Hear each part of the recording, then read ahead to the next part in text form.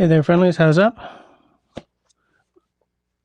Welcome to the Bevies, Blades, and Bushcraft live stream where we have bevies, we got blades, and we do fairly often, where we do on occasion, sometimes about half the time, mention in passing something that is bushcraft adjacent. And sometimes we do a full-on bushcraft episode. Tonight's beverage is La Petite Maudite by Unibrew, which is a 4%. Maudite is it's a fairly strong beer by Unibrew. It's a local. It's in Chambly, Quebec, which is pretty damn local.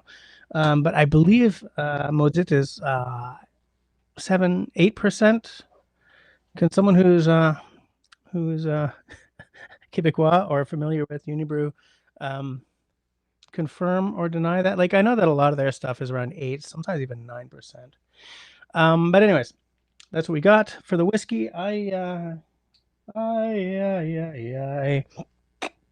Excuse me.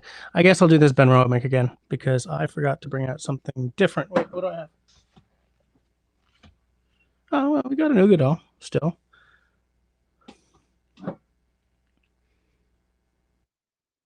They're both still in the, they're not in the danger zone yet. We'll decide later. What do you guys think? Should I do peaty or should I do non-peated tonight? What is that? Oh, that's my my Armoric.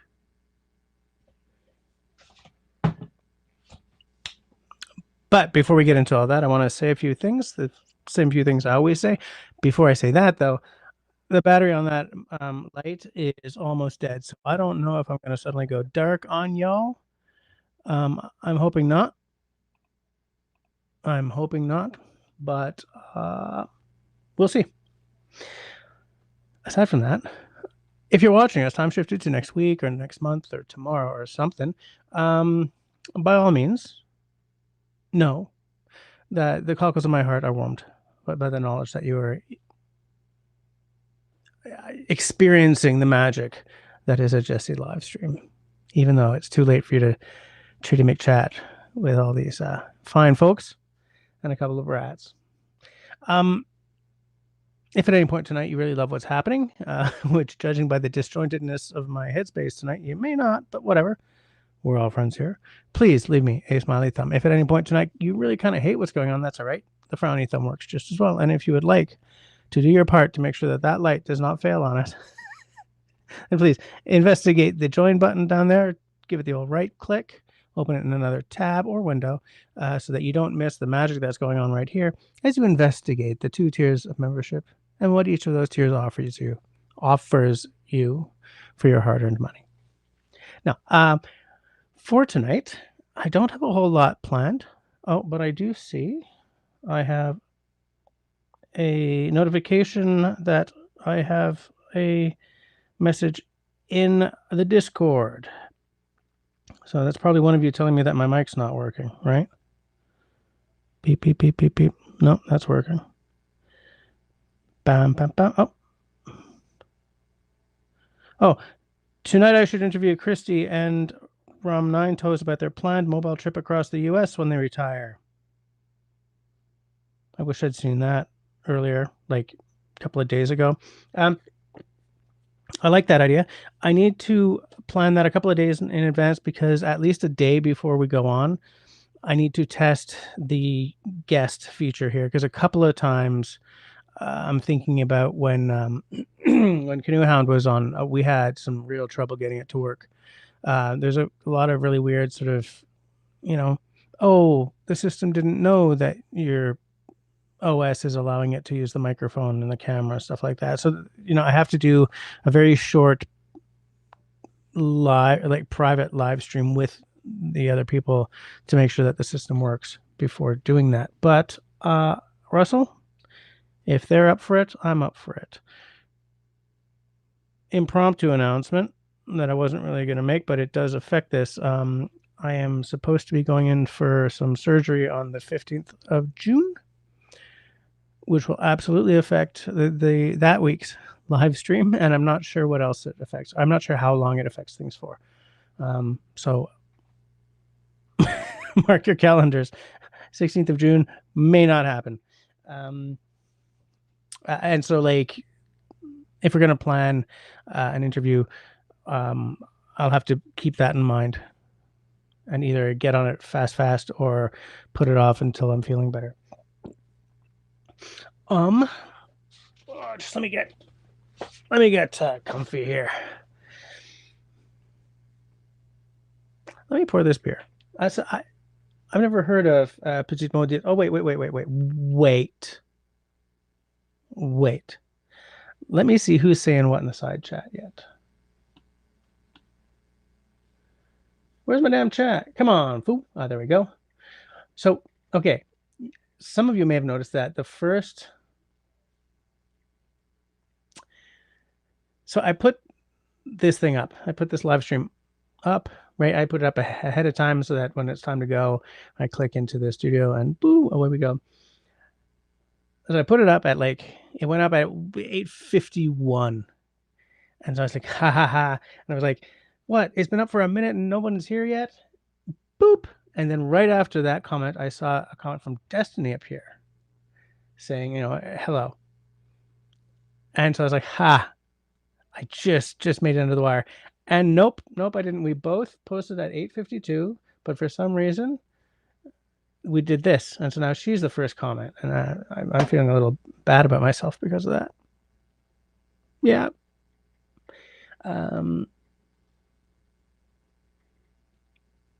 Beto, we'll pop it in at 8:54. So Destiny and Beto were the first ones in the door tonight. It's funny because,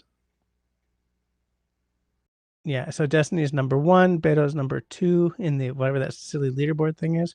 Is there number 3 yet? Oh, and then Beto is number 1. There's Country Boy. Okay, so hold on. Yes, Beto is here. Hello, my deep southern friend. He's from the deep south, all right. Country Boy slacking tonight. That's okay. That's all right. That's fine. I'm feeling like I should be slacking too. I've had a really rough day, people. Really rough. But here we are hanging out together. Okay, there's just a lot of hello going on. Destiny said, Peanut Trucker better be here tonight. He'll probably be here. I didn't get any messages that he won't be here. Did I? I don't remember anything. Mark, how's you doing? Howdy. Howdy do. Destiny's asking, how's the weather on the wet coast? No, she said west coast. I do remember it being called the wet coast, though. It's probably wet. Kind of hot here today. It was like 27 degrees, but kind of cloudy and then sunny. Whatever. Country Boy says, got some much needed rain last couple of days, but it's supposed to get hot again in the next couple of days. More hello. Hey, there's Paul. Paul, I'm hoping to hell I can see you for lunch someday frickin' soon. Some Friday soon.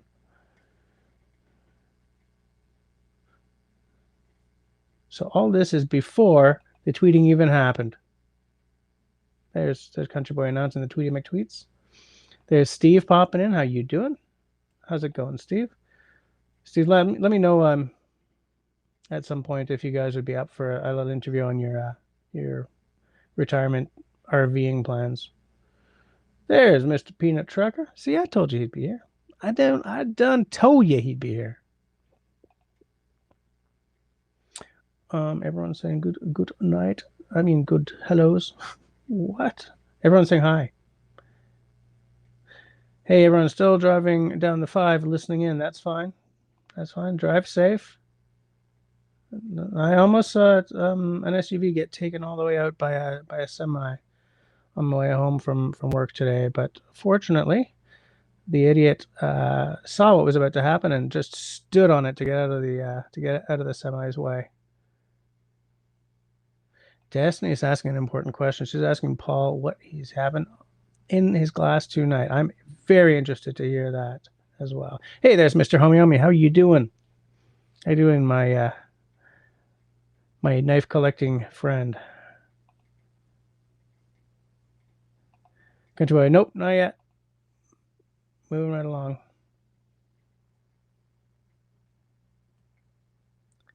Soon. What are cockles anyway? You know, that's funny because I don't know what the cockles of the heart are. I mean, like a cockle, it's like a muscle or a limpet or something, right? But I don't know what the I feel an online search coming on. Can I get away with doing this while we're still supposed to be chicken mate chatting? I really want to look it up. No, I'm not going to do it. I'm going to be strong. I will look it up later.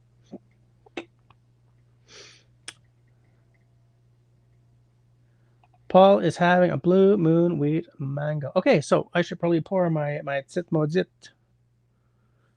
4%. So it's an easy drink. My arm is killing me, you people. Holy schnitzel.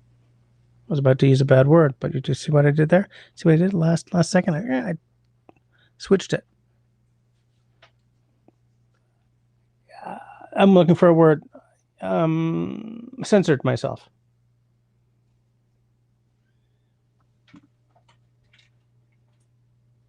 So many blades. This one has a bottle top opener on it, which isn't going to actually help me with this since it's a can. Whoops. Let me, hold on. I bet you. There you go. Where there's a will, there's a way.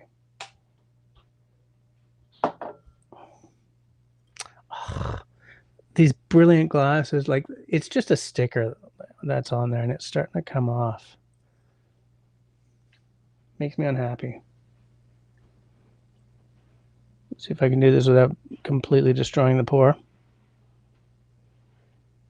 I don't want to end up with too much head on this. Never have too much head. Shut up, Jesse.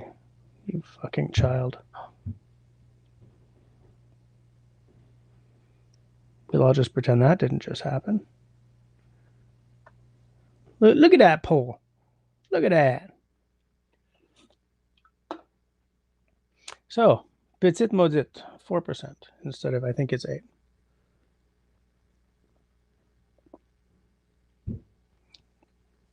That's a unibrew, all right. Even at 4%.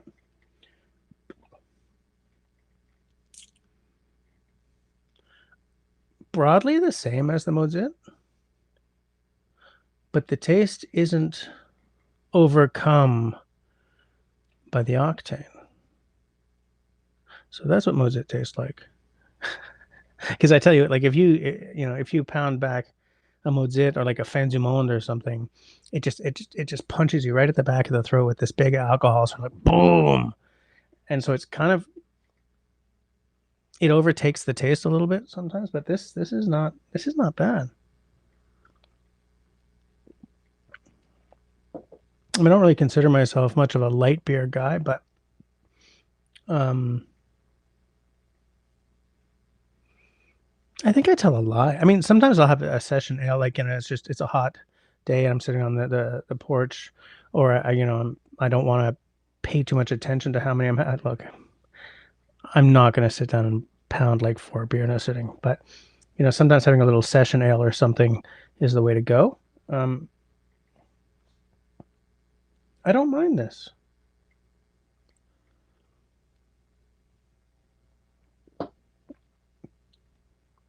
It's got a real bitterness to it, but it's not like a super hoppy India Pale Ale bitterness, so it doesn't make me dry heave. Hi, good Mike, popping in. How you doing, Mr. Mike? How's the weather treating you tonight? Right now, it is 23 degrees and clear, but it feels like 20, which is all right by me because I will tell you something.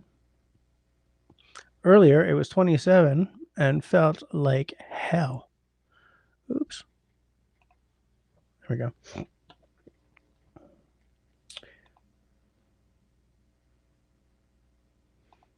You'll pour a wee dram of Shelter Point, the forbidden wheat single malt from BC. I have not had the forbidden wheat. Is Shelter Point the one that was bought by? Because I know that one of ours, sort of one of the darlings of the Canadian distillery world, was relatively recently bought by a bigger company. And I kind of think it's Shelter Point, but I don't remember even who did the buying. So I was wondering what that's going to do long term. Christy popping in, saying hi. What I have not been doing is notifying y'all that Country Boy is a channel hero and a channel mod. Okay. Christy is a channel hero. Steve is a channel hero. Peanut Trucker is a channel mod. Bluegrass Bigfoot is a channel hero. I forgot that I'm supposed to say that on screen whenever somebody becomes and remains a channel hero. Jess. I'm just scrolling past all the hellos. Oh, there's a lot of hellos.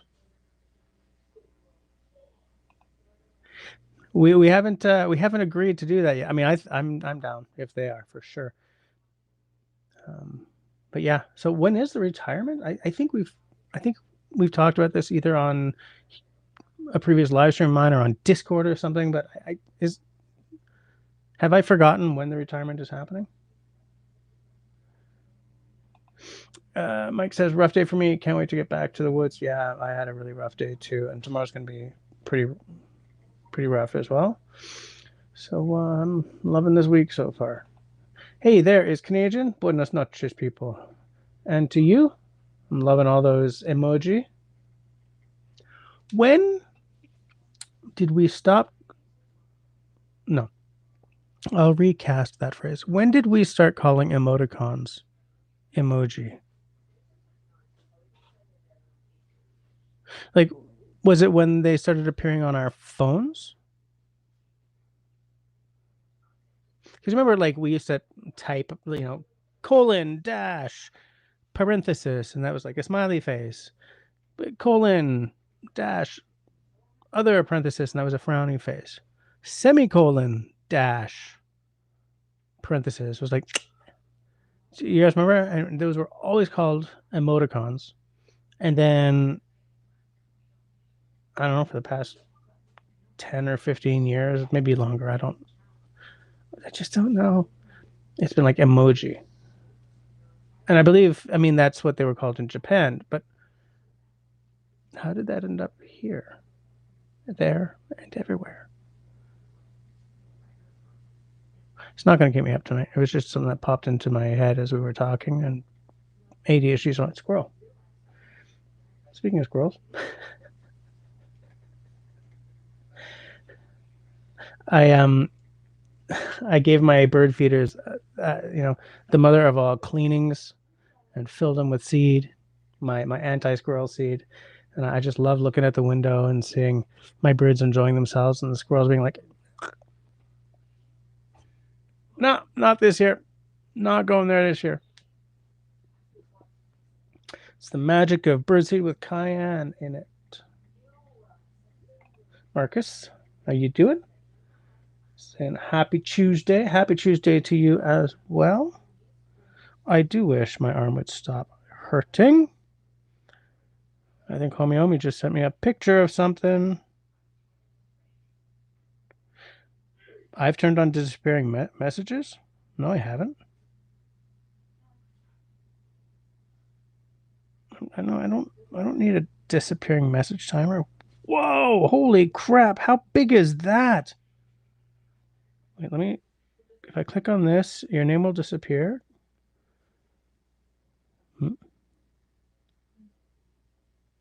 No, I gotta hold on. I gotta drop the Britness. Did anyone hear that?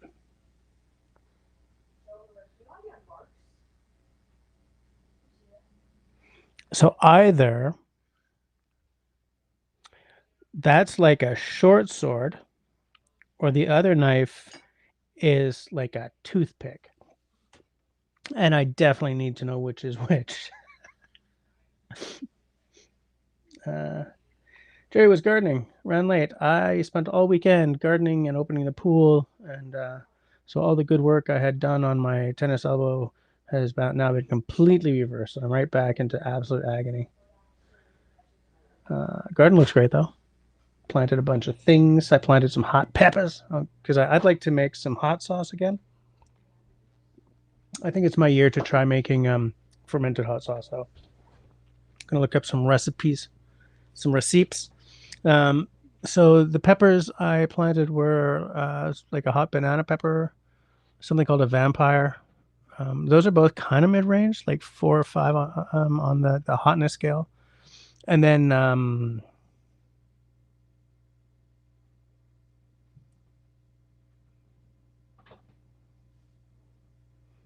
Scotch bonnet. There's another one that's the same, or it might be 2 names for the same thing. Anyways, something hyper hot. I hope I get to make some sauce. I'm thinking the squirrels ain't gonna go after those. So yeah. So how are things, Marcus? How are you doing tonight?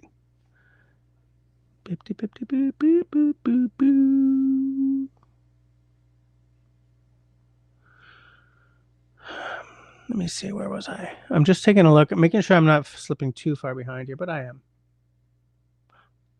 Actually, I'm not too bad. I'm about 10 minutes behind. About 10 minutes. Did somebody look up cockles, by the way? Marcus saying hi to Scott. Scott saying hi to Marcus. Everyone's saying hi to Beto.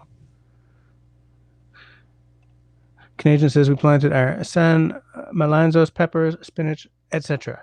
I'm gonna go out on a limb and say that etc. includes things like tomatoes and like some cukes, maybe beans. I'd like to do beans this year. I don't know if I did.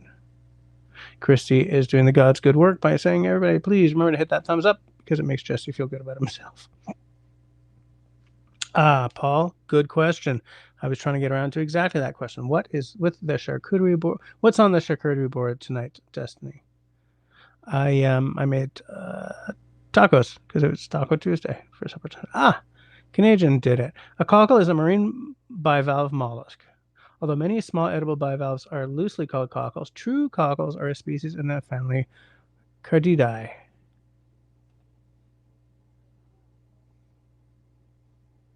Destiny says, thanks for looking that up. Now we know. I'm going to go out on a limb and say that that's not what the cockles of the heart are. Or maybe there's a part of the heart that looks like a cockle. I will go down this road all night if we don't save ourselves. So I'm just going to move on to what Destiny is saying here. Costco is nut and seed brittle with coconut oil and Gerald Steiner sparkly water on ice. We's fancy tonight. Nut and seed brittle. That sounds amazing.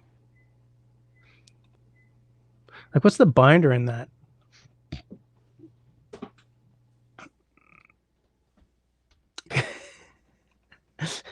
Canadian, I saved and searched it for you, amigo. Thank you very much, mister.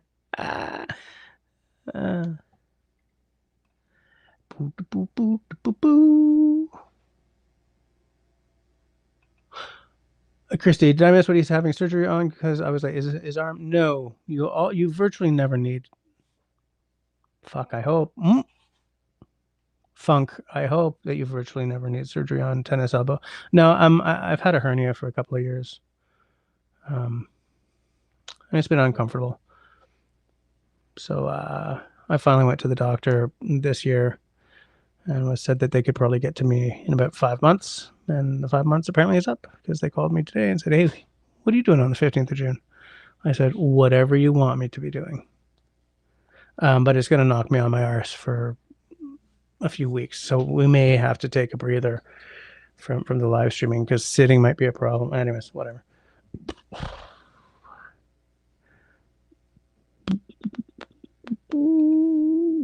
Yeah, I'm pretty sure they were sold.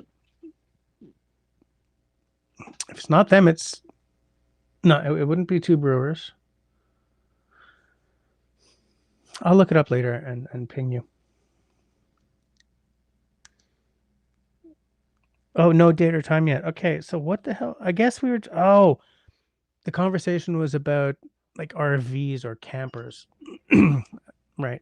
It wasn't about the specifically about the retiring. Sorry, I realized that this mic levels out really easily. So I mean, I'm supposed to be sticking to around here to get this mic to work properly, but like I move around so much, right? I'm like getting comfortable, guys. You know what I'm saying? So sorry if the sound is sort of wavering a little bit, coming in and out.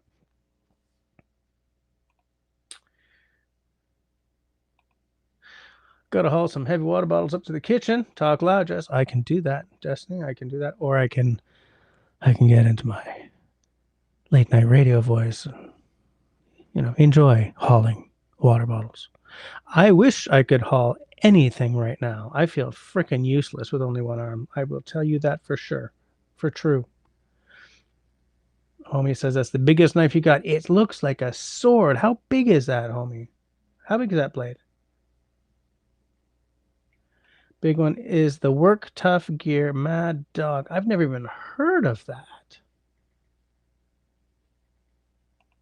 So that little one is a 3.5-inch blade. Now, like most of my knives are a 4-inch blade. So 3.5, I can imagine that size. That tells me that, wow, that other one is big. Do you know how long that blade is? Shelter Point was sold in 2022 to Nelson Investments. I wonder what else they own. Oof. If it's like just an investment firm, that's not a good sign at all. That'll mean caramel coloring soon and chill filtering because an investment firm doesn't buy into a distillery for the magic of the juice, right?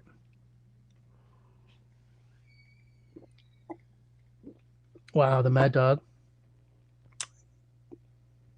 The Mad Dog quoth, homie, is a 12.5-inch blade. Hi, Grace. How are you doing tonight? I don't even know what I would do with a 12.5-inch blade. I mean, that's not even a chopper. That's a freaking sword.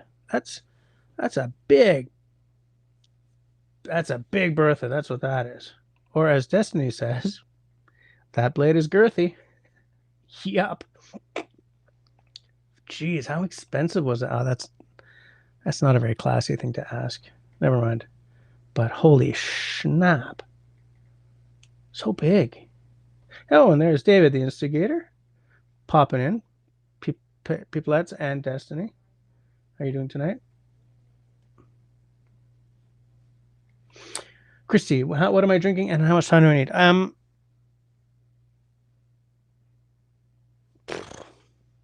Like 3 minutes. I have 2 unaged that are my options. Wait.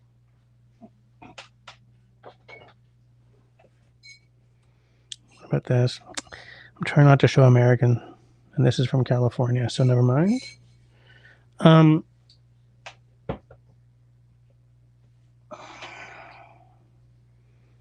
So that's going to be a 3-year.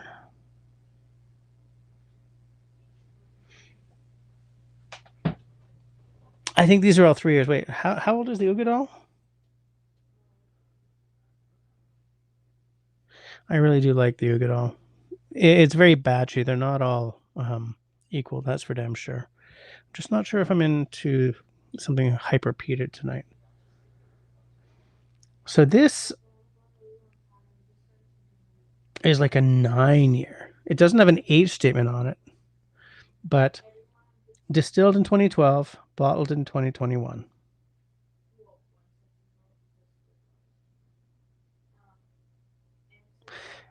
This is delicious stuff, by the way.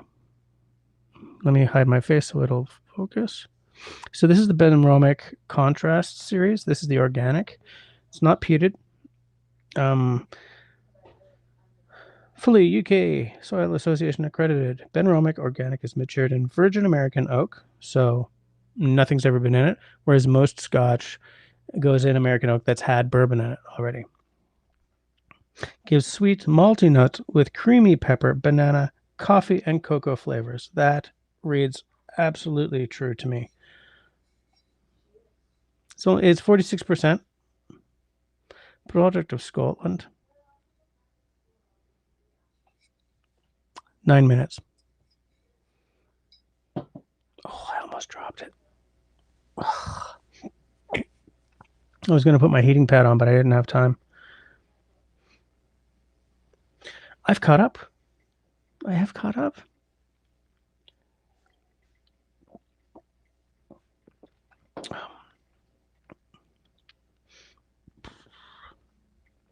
I love this chat of like retiring because I don't think I'll ever be able to retire.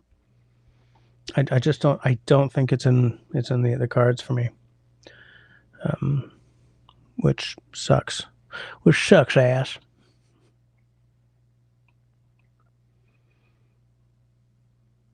I'm just making a look. Yeah. Yes, I have caught up. We're good. We're great. We're fabulous.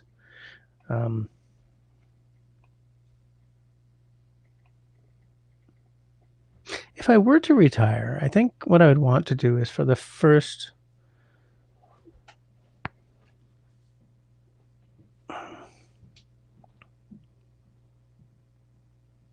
Yeah. Let's just pretend that I'm retiring tomorrow.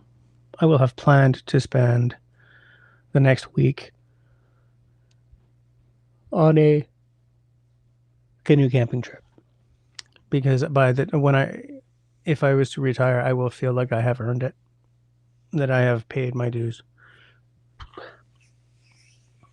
that I have spent my entire adult life just trying to get some time out in the woods and just not getting it. And so I'd hit the woods for a week solid, and then I would come back and find something to do. Probably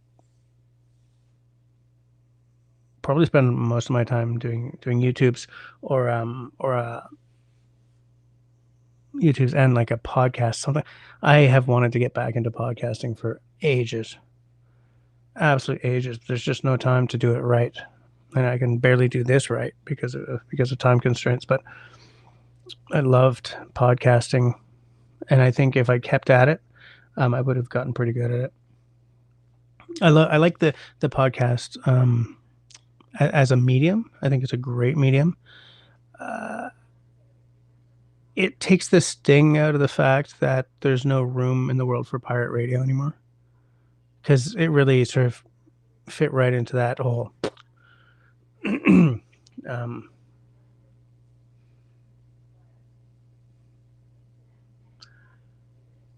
So yeah, but as I said, I don't think I get to retire, so it doesn't matter.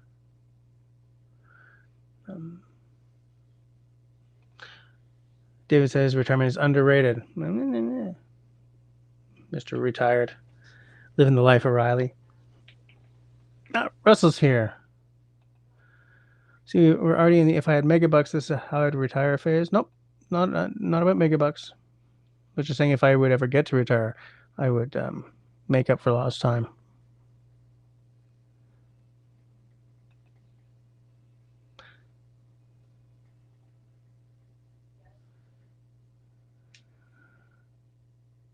Hold on a second. Christy says it is called the space between the legs. What is she referring to?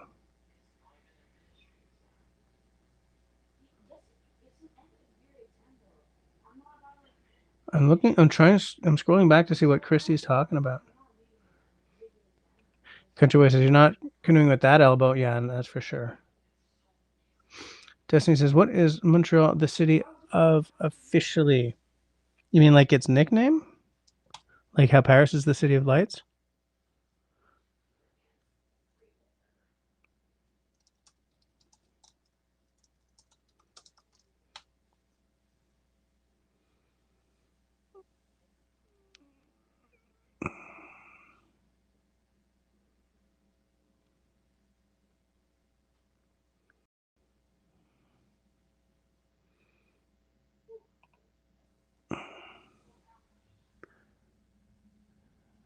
I'm looking it up on Wikipedia. Like I'm looking up the nicknames because I know it has been called the Naked City.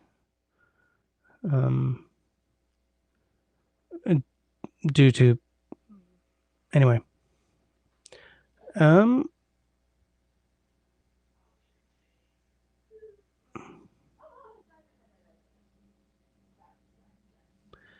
This is not good.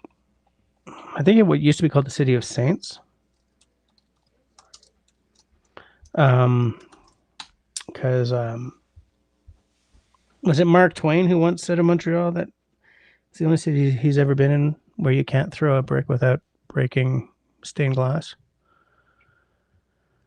The Paris of North America. Oh, I've heard that. I didn't know that. The City of 100 Steeples, title coined by Mark Twain.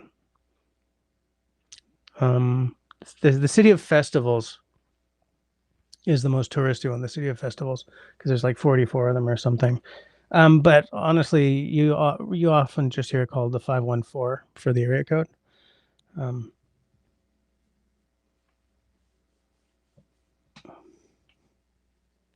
I'm not sure if that's exactly what you were asking about, but yeah, the City of Festivals for sure.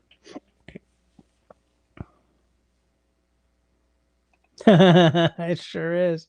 That's the unofficial City of Potholes, City of Orange Cones.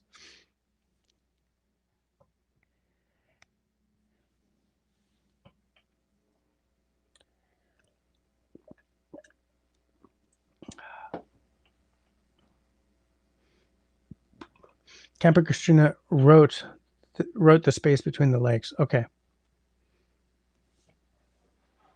All right. Good to know. I had her on once as part of a group chat. Very interesting. Great woman. Good content. Real friendly. Like knows her stuff. Smart as hell.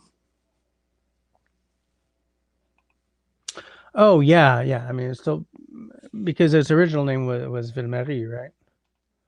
I mean, a few hundred years ago.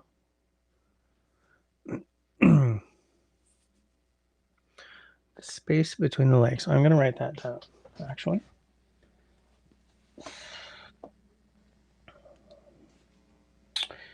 I'm moving stuff around gingerly here, so I don't bump my elbow and be like swearing on camera again. Also, because I don't want to knock over a whiskey bottle.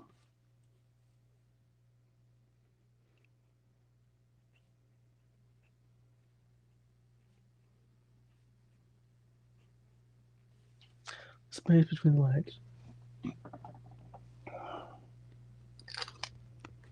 So.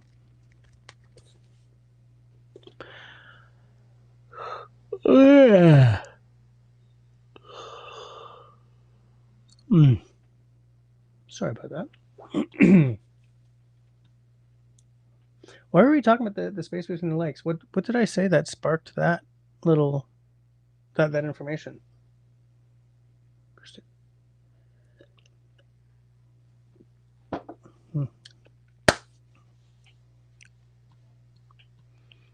City of Festivals.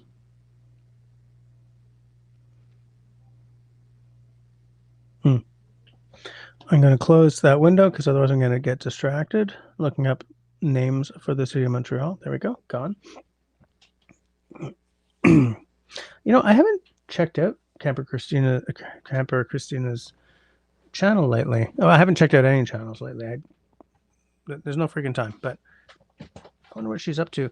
She paddles an H2O, I think. I'm not sure if she's a brand ambassador for H2O, but I do know that she paddles H2O. It's interesting, right? Because like Camper Christina, like it's H2O, or at least at one point it was, in the same way that like Kevin is always Novacraft, you know, and like is Joe Robinette always Swift?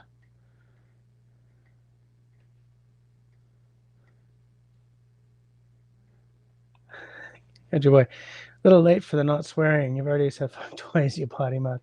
Did I say something about not swearing? Yeah, I do come across some stuff on the Book of Faces for sure. Yeah. I'm just so busy living my life that I have no time to watch stuff.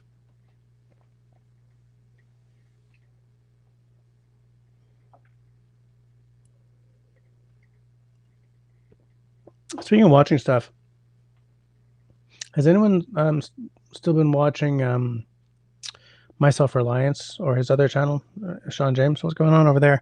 I thought I saw something about him back in Canada or something. Has he decided? Like, are they snowbirding it? Like, do they have a place down south for the winter now or something?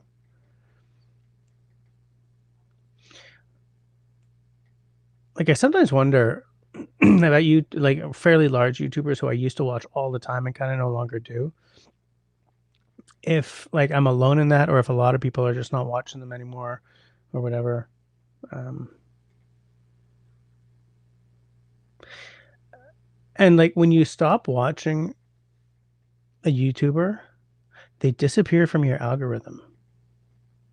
So, like, I have no idea if, say, Survival Lily is still putting anything out because she never comes across. The last time she came across my algorithm at all was because the Dutch bushcraft guy, DBK, Dutch, Danish? No, they're Dutch.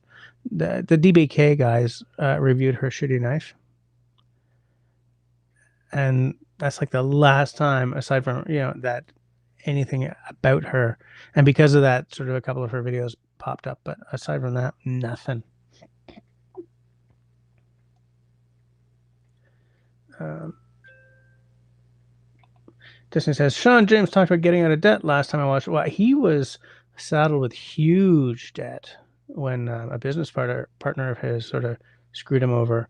Um, and I remember years ago him saying that he was still working on it. It was an ongoing process. That did include some court dates.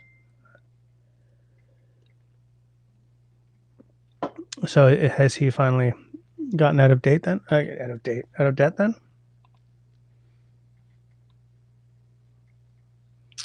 I just accidentally knocked it out. Like I told you guys that what made me really start watching him was when he was building that first log cabin of his, like the ease with which he worked and the way he held his tools taught me, even without knowing a thing about him, that he was that he was a tradesman. There's a way that tradesmen hold a hammer, or especially a measuring tape, that is very specific. And as soon as I saw that, I was like, I'm watching, because my dad was a tradesman, and my first jobs, as you guys know, were all in carpentry, right? So I was going to be a tradesman.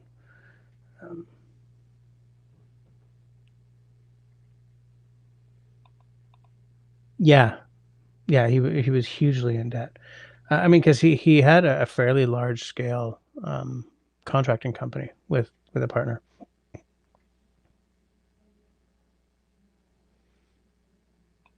And he did pay it off. Oh wow, that must be a big weight off of him, and that must take some doing.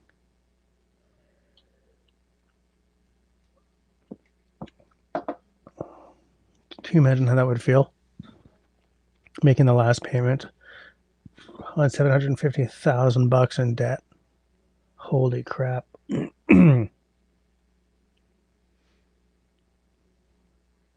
That kind of makes, oh, I have, I don't know, $10,000 in credit card debt. It makes it seem like small potatoes, right? I'm just pulling numbers out of the ether about like how like some of the stuff that stresses us and the people we know out pale in comparison. I mean, look, everyone's stress is personal, right? It's not about the numbers, but I mean, I can't even imagine that much money. Like I can't visualize it, especially not if it's in not if it's in $1 coins.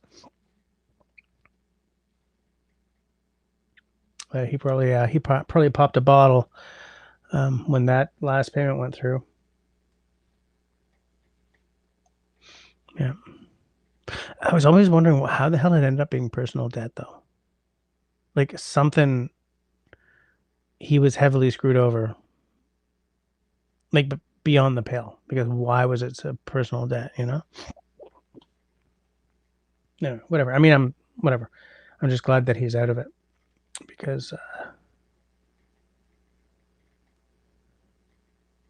like, it seems so smothering to be that much in debt. 2147. Okay. Um, David says being debt free is underrated. Man, you're just winning at everything, aren't you?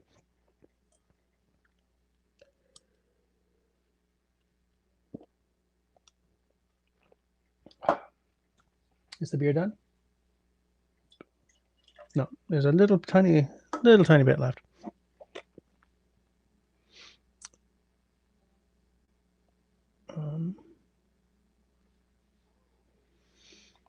Russell says he was the middle guy in a huge transaction. He was able to show the courts that he should be removed from the equation. Oh, okay, okay. So that's why he was going to court so much. I think I saw an Audi there. There's Audi. How you doing, Jim?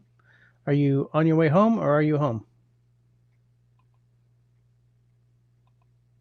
Yeah, I don't know. I mean, if what Russell says is true, then I guess it makes still so stressful. You know? Real Grace says Survival Lily is still putting out content, but it's all end of civilization type talk. That's why I stopped watching her a couple of years ago. I stopped watching her when she did like 3 bikini videos in a row. I was like, nope. Mm-mm. I say, as I always do, that I'm as big a pig as the next guy, but it just felt so cynical because she did a collab with what's her name? She's from Germany. I think Survival Lily might be Austrian. The other woman, what was her name? She was from Germany, but I mean, she was sort of, she did some bushcraft content, but then like her interests kind of moved around a bit, and like she would do like an episode where she's in the bush, but like wearing like a wraparound skirt and a belly shirt. Like it's like in the Black Forest they have ticks, don't they? It's just I don't like to reward YouTubers who suddenly feel really cynical to me. You know? So, and also a couple of the things she did, like she knows her stuff. She knows her stuff, but she did a couple of things that I was like, wait a minute, something doesn't add up here. And she really hated being called out on stuff like that. I never did. Like I'm adamant about if I'm gonna say something on your channel in your comments, it will be something supportive, right? Because no matter what, unless you're like spewing some real hateful garbage, the fact that you're out there and you're putting content out there, which means inviting people, not on purpose, but you know, putting content out there is to invite criticism. And I really do. I've said this to you guys before, and my philosophy on this is still solid. I'm not going to reach out and touch someone unless it's to bring them a little light. Period, because it's work. It really is work, and especially saying this to you guys when I'm still trying to deal with the after effects of crazy burnout. It's work, and so like I don't want to be a hater, but I will stop watching if I suddenly feel like there's less knowledge than the pretense would have me think, or if suddenly someone is going for the bikini shots or whatever as a way of just getting eyes, I'll stop watching. And if they don't have dogs, I'm not watching if there's no dogs. Come on. Being a brat, sorry. Okay, Jim is Jim is driving home. Okay. Drive safe. Destiny says, "Me too, Grace. Can't stand fear-based content." Yeah, that sucks too. That's why, like, I could never get my head around National Geographic Television, like, because they did survival preppers. Is that what it's called? You know, um, like the craziest preppers in America, and they would put them on. It's like, this is National Geographic. Yeah, I don't like people who traffic in fear-based content either. I call them merchants of dread because they're making money off of our dread about the future. Excuse me. Oh, good old beer. Russell says, I stopped watching Survival Lily when it became really obvious she had no idea what she was doing, which can be okay if you're a guy like me who says, I don't know shit, but she was trying to be an authority on every subject. That is saying exactly what I was trying to say, but better. Yes, I agree completely.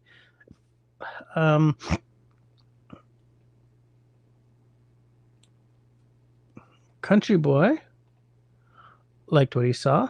I was just too pissed off about it to really be able to say one way or the other.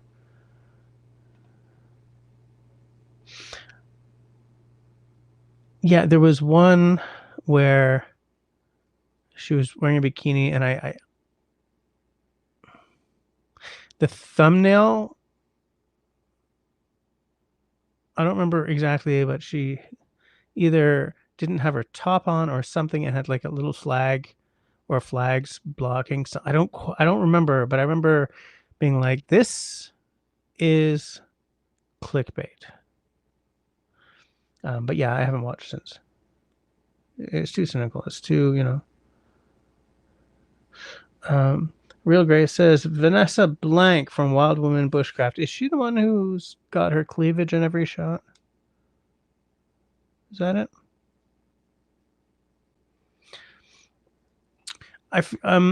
So there's someone I watched a couple of episodes of, but felt that the coquettishness was getting in the way of the axe safety or the knife safety. And because I sometimes watched my bushcraft videos with one of my daughters, I was like, nope, I'm not going to allow my daughters to think that this is the way you use that tool. And I don't remember who it was.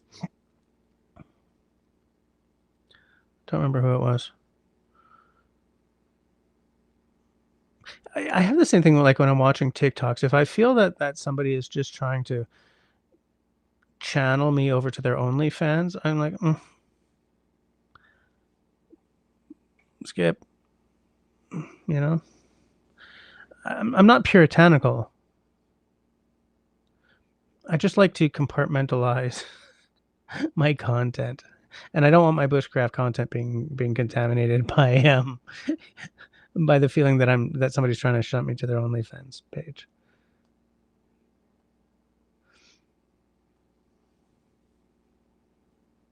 Vanessa Blank from Wild Woman. Is she Mrs. Cleavage or like a short skirt? I don't remember, but there was someone who I was like, really? Is that what we're doing?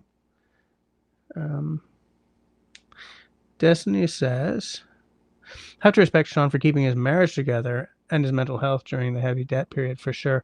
Also, he was honest when in court about the situation. That to me is I'm pretty sure that's a quality person.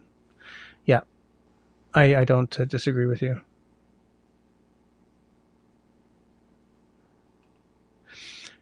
Peanut Trucker is driving with Jim. Totally not texting and driving. Don't text and drive. You're the biggest thing on the road.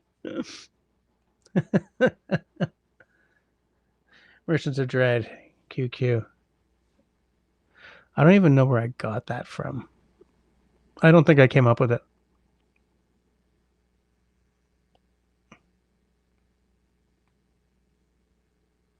I don't remember where it came from, but I wouldn't take the credit for that. David says Survival Lily in a bikini is underrated. You bring quality content to the live stream tonight, David. David is such an instigator. Yep.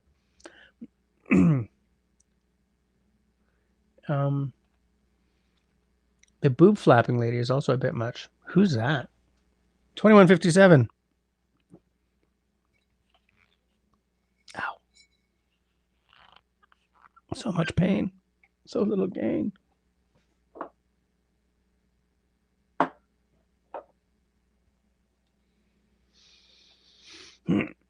Who's the boob flapping lady? That sounds crazy weird.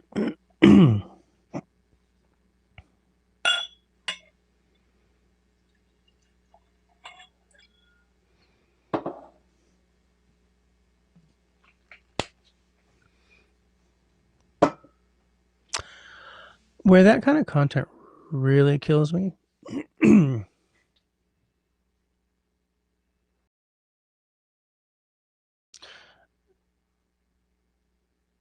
I see this a lot, especially in TikTok, where there's a killer looking woman who can't really dance, but she sort of wears barely nothing and sort of does a half-arsed dance and ends up with like 130,000 followers, right? And like, okay, she knows that she's got some qualities and she's bringing them to the game. I wish she could dance, but whatever. But when it's someone who's really good at what they do and they still feel they need, because the bikini shot should be like your last ditch attempt, right? If you're really good at making fires, you don't need to take your damn clothes off to get people to watch. If you're really good at dancing, you you don't need to be half naked to get people to watch. I mean, because there are people who love dance, right? And there are people who love bushcraft. And it really kills me when people who are really good at what they do, and some guys do it too, right? Guys who are like always, doing the Matthew McConaughey thing, right? Where he's never got his shirt on, kind of thing. It's like, but the thing is, dude, you can act. You don't have to be doing that. I mean, so I just want to say, like, I'm not. This isn't unique to women, right?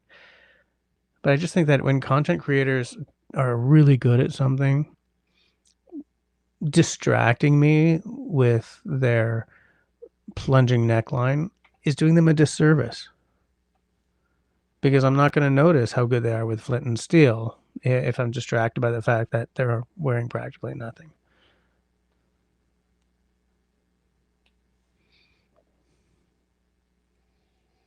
Now, would my opinion be different if I was an incel who could not land a date? Most likely. But after putting two people into the world, I kind of feel like I've fulfilled my biological imperative. Seriously though, who's the boob flapping lady? Yuck. Shirtless Jess in the Woods, definitely clickbait. Totally going Putin, right? But Putin, what's his name in English? Putin? The bathroom, it's over there. Destiny's love for Ray is underrated. I think you meant clunkbait.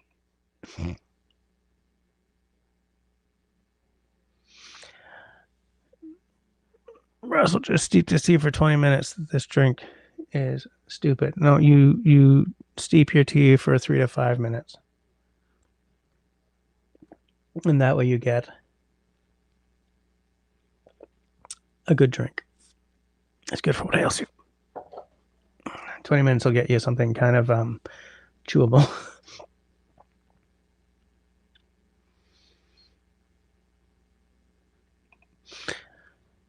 Peanut Trucker says to David, Ray is overrated. I thought I was her favorite all this time. Fight, fight, fight. I agree, Mr. Country Boy. Oh, we're at 22:01. Okay, so anyone who's got a whiskey, cheers to you.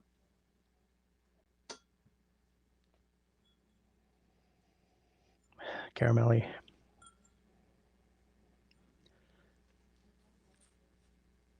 biscuity. Something just a little almondy, a little marzipan-y, but not huge. Vanilla.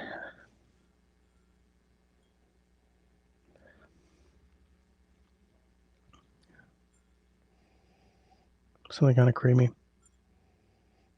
Spice. Virgin oak has always got a little bit of scratch to it.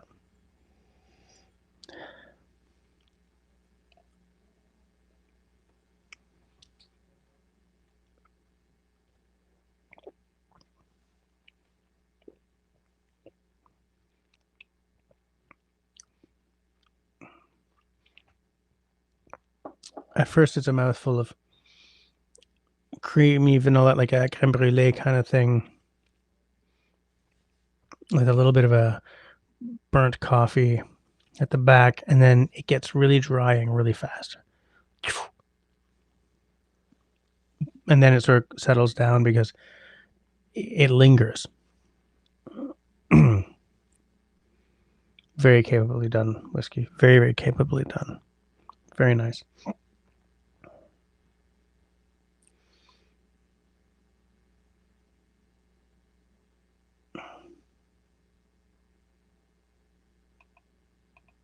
That is interesting.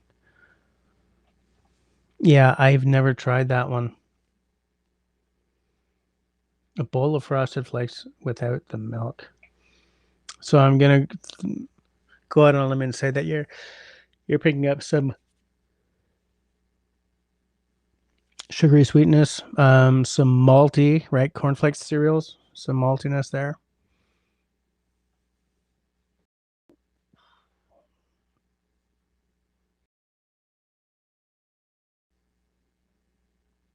I'm trying to remember what Frosted Flakes kind of smell like, and like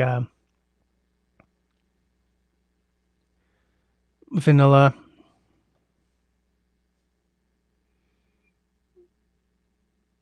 Sounds interesting though, but without the milk, yeah.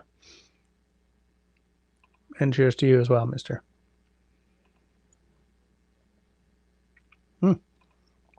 Christy, are you having the same thing as last time?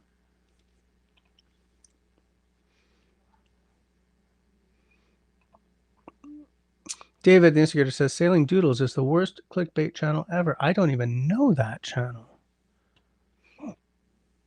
I used to feel that like Sailing La Vagabond was a little clickbaity. Little clickbaity. I used to watch it because I love sailing. I don't remember why I thought that it was a little clickbaity. Sailing Doodles. I slept in a tiny aluminium boat on Lake Erie.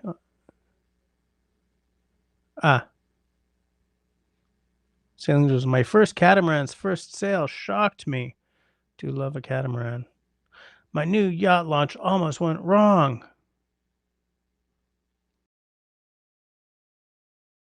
I get it.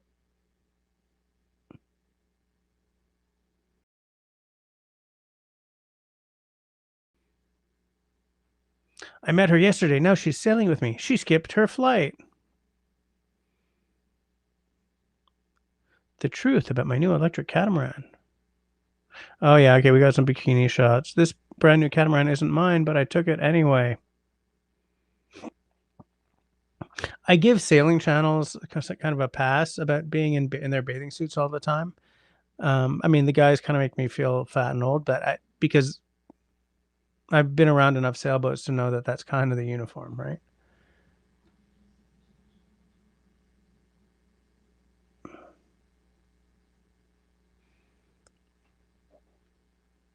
Destiny liked the like a bowl of Frosted Flakes without the milk.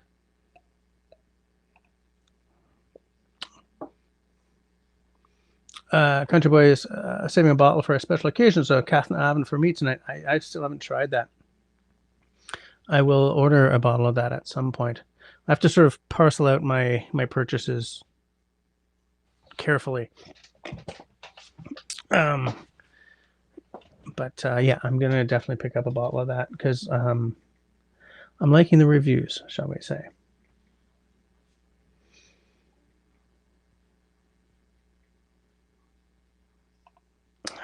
Yeah. He said, Russell says that sailing La Vagabond feels clickbaity because the chick is smoking hot. She absolutely is. I mean, he is too. If you're into guys, like he's got a real cool kind of Australian surfer boy vibe to him that I can see a lot of people being attracted by.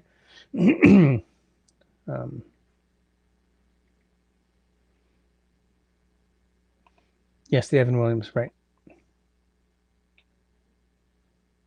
Speaking of clickbait, I love Russell's homage to Jake and Nicole. I remember that thumbnail. David is out. Good night, all he says. Even though there's still another 42 minutes left. No, less, more than that. We're at like an hour early, dude. And you said hardly nothing. Destiny says, can they actually use tree oil sap, for example, balsam for oil, to make alcohol any good? They probably, I mean, I think you can probably ferment almost anything. Like if it's poison, don't do it. But then again, if you take the wrong part of the distillate, you're poisoning yourself anyway. But I don't know. Should be okay. There's a guy. Yes, there's a guy. You think I'd like it a lot? Yeah, I'll make it a priority for one of my next bottle purchases. Country Boy says, David leaving early is underrated. Beautifully done, mister. Yeah.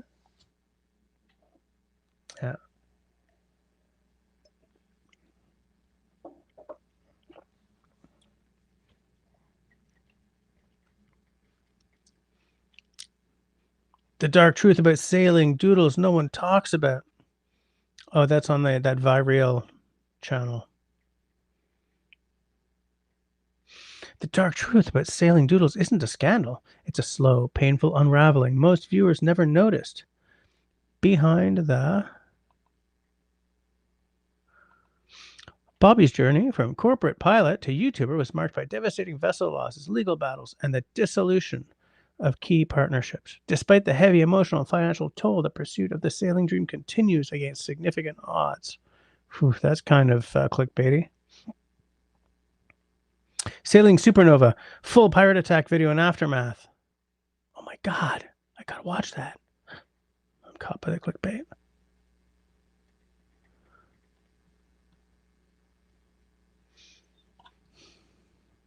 I think oh, the Sailing Doodles podcast. They've got a podcast now too. Are Laura and I getting back together? Sailing Doodles podcast Q&A. Oh my God. I've been missing this fabulous channel for so long. I'm going to just close that down because that's distracting. And I don't respect clickbait. Okay. That's why I don't kickbait. I said kickbait. I sure did. Now the 4% beer is well and truly finished.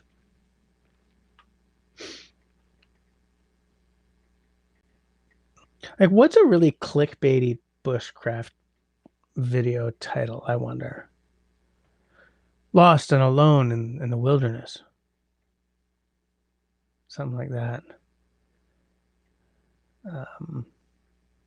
Or like, how many channels are like, I quit? That's the title. And then you like, and you watch the video and it's like, I quit my job to become a full-time YouTuber. And like, you asshole. You got me with this title. Like, or this is goodbye. And it's because they won't be doing videos for a couple of months because they're going on vacation or something. Like, hey, really? Really? Is that how we're gonna do it? Country Boy says, stop looking at bikinis, you old perv. You know, you get pretty jaded about about bikini shots after a while.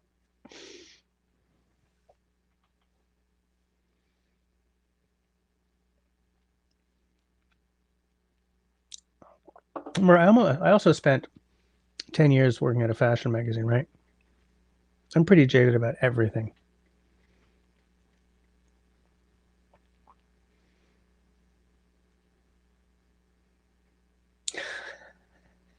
Just needs to mind you, if you know who started a channel of pure clickbait, I'd watch as many leg shots as possible.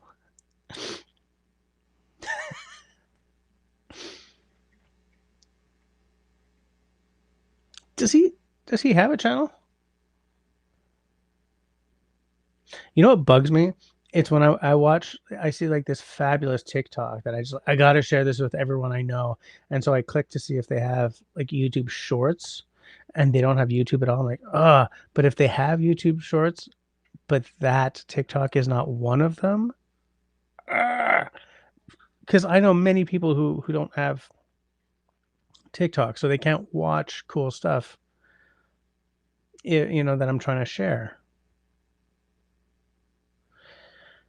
You know? Bitter and jaded. That's why I like you, Jess. No, it's because you're my brother from another mother, man. We have this in common. And cynical. Yes, my next 3 YouTube thumbnails will all be of me in bikini tops.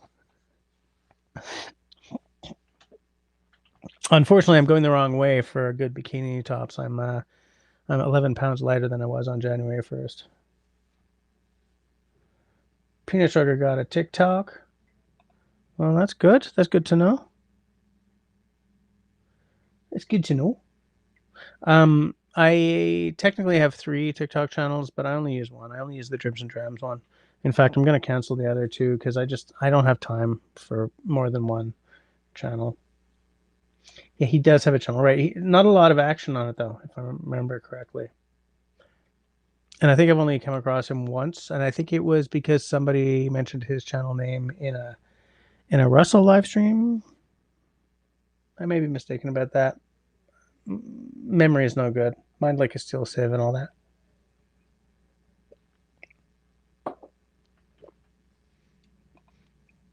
Touch Boy says, man boobs are overrated. I know. Man boobs. Bitch tits. What movie was Bitch Tits in? Fight Club. For the record, I have never had those. I'm just making sure that that we're not sort of slipping down the wrong side of this.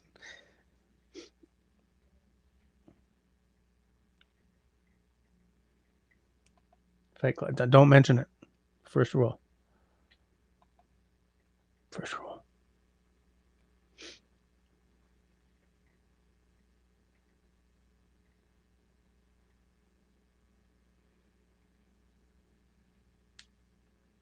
I'm just sort of going over Fight Club in my head. I thought it was a brilliant movie. Not everyone liked it.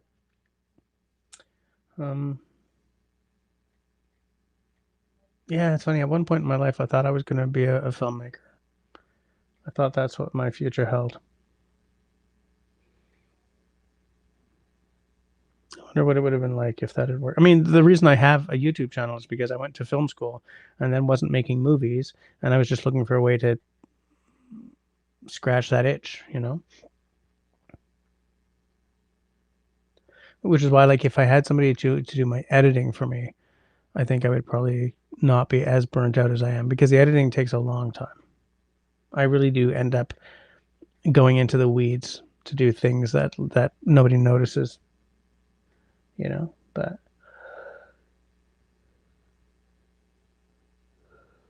yeah, I would love to have an editor. So expensive though. Like, it's like, just get your editor from Fiverr. No, they'll do a 5-minute promo video for an affordable price. They're not going to do a half-hour video for an affordable price, I just have to clone myself so that I got one guy sitting here all day cranking out the edits while I'm off doing, at my job and dadding and stuff like that.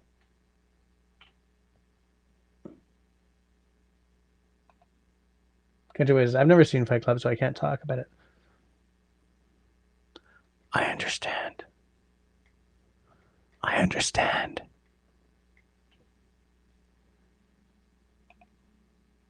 I saw a TikTok from a teacher in Ontario today,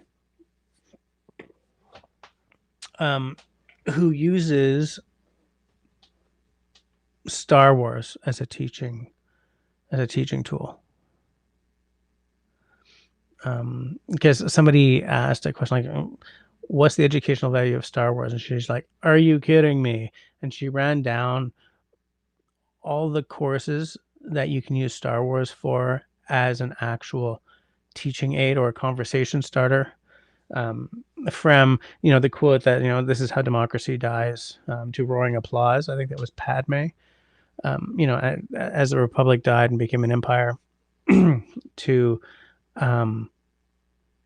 storytelling, right? Because the original Star Wars film traced sort of the arc of like the Joseph Campbell kind of the archetype, right, of the nobody who gets called to a higher purpose, and the whole story arc and everything, and how George Lucas was following that whole, the power of myth kind of thing, because he was very influenced by Joseph Campbell, and how you can even use Star Wars to spark a conversation about terraforming, or is there life on other planets? What would it look like necessarily? The viability of things like hyperspace or faster than light travel. But I'm just talking. She had like an actual list of like really concrete examples of how you can. A lot of it is very poli sci, because Star Wars was always a very political series, right? The Empire was based on Germany of the 1930s, right? The rise of the Mustache Man. That's even more overt in the sequels, right? The Rise of Skywalker and all that.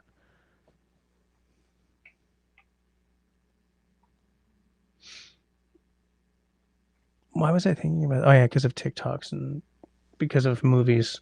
I have a very hard time maintaining focus when we start talking about movies, because suddenly like all these things bounce around in my head.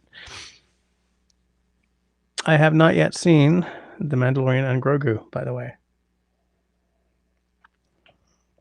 I hear it's getting panned, but Solo was panned, and I thought that was a much better film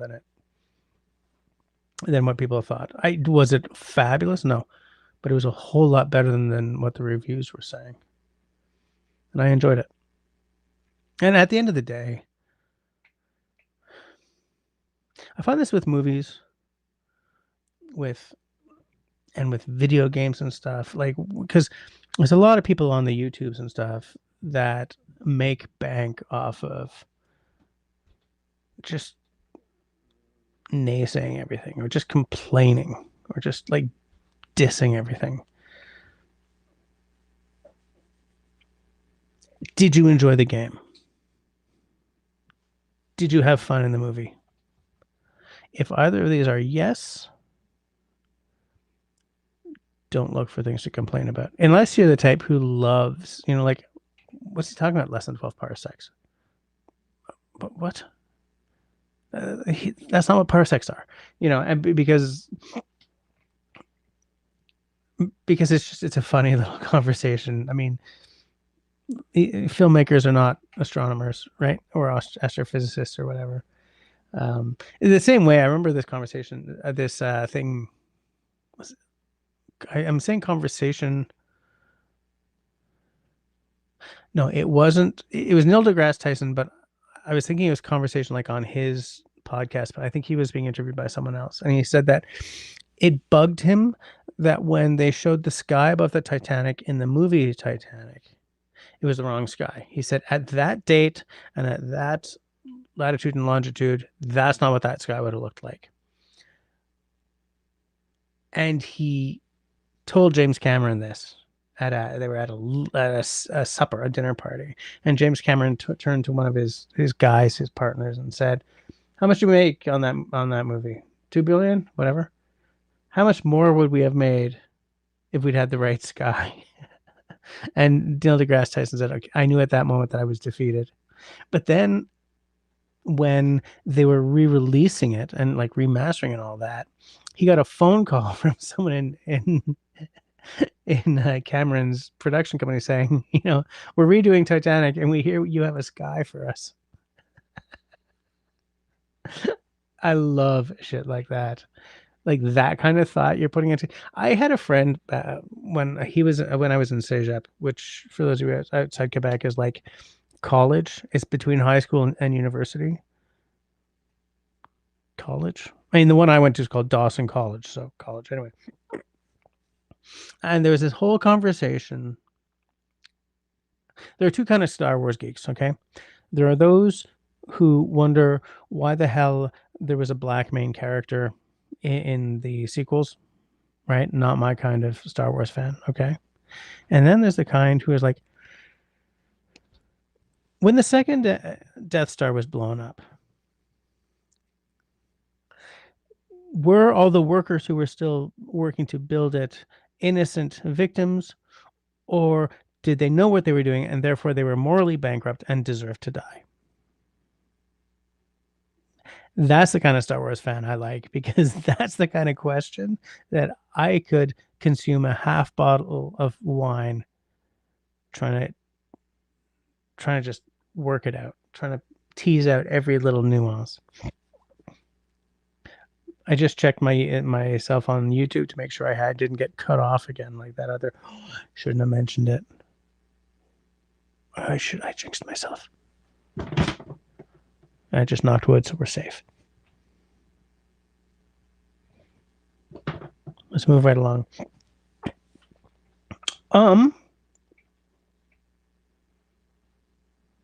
So hold on a second. I should probably get back to what you guys are saying in the side chat. Chrissy says, hire a virtual assistant out of the Philippines. I wouldn't even know how to go about that.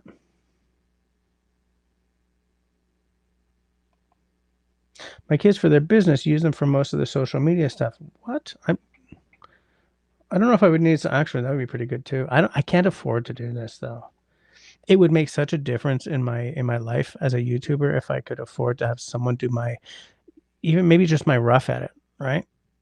But I couldn't. I can't, like, getting over that bump would mean I would be making more content, and it would probably take away a lot of the burnt outedness.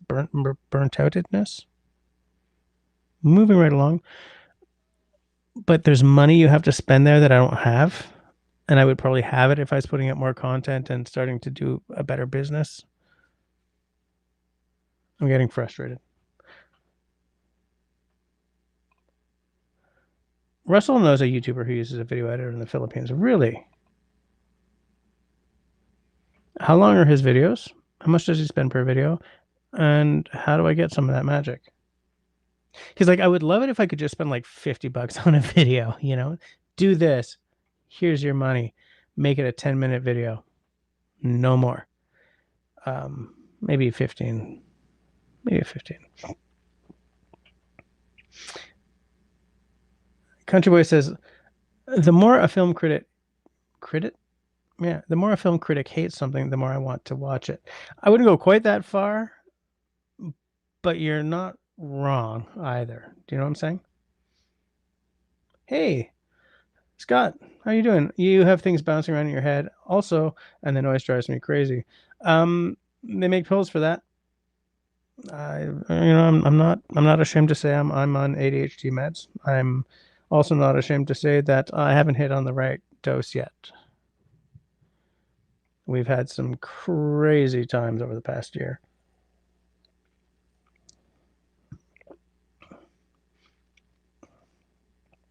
Or the way I explained it in therapy on my first episode, my first visit, I was like, there are some very weird gods dancing in my head, and I would like them to at least take the clogs off.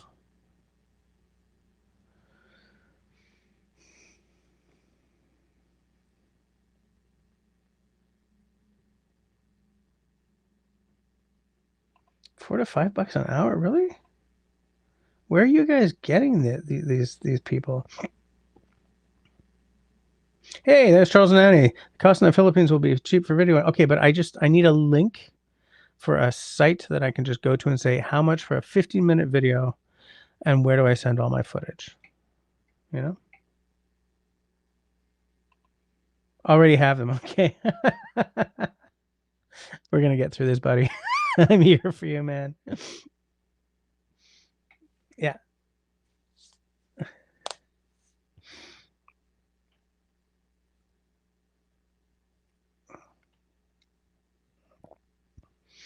I wonder what it would be like if like YouTube was my life.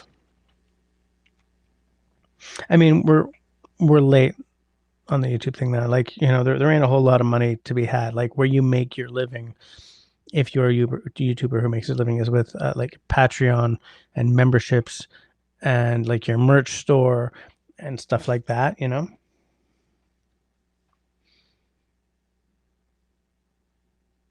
Yeah, I wonder what it'd be like.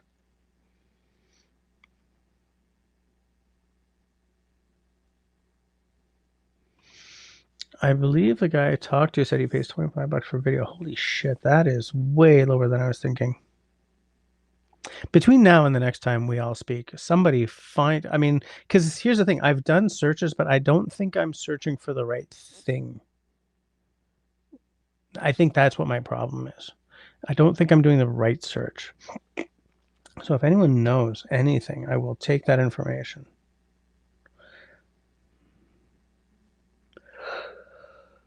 I also don't want to feel that I'm taking advantage of someone just because they live in a different country. Like I want to feel that it's good for them as well as for me.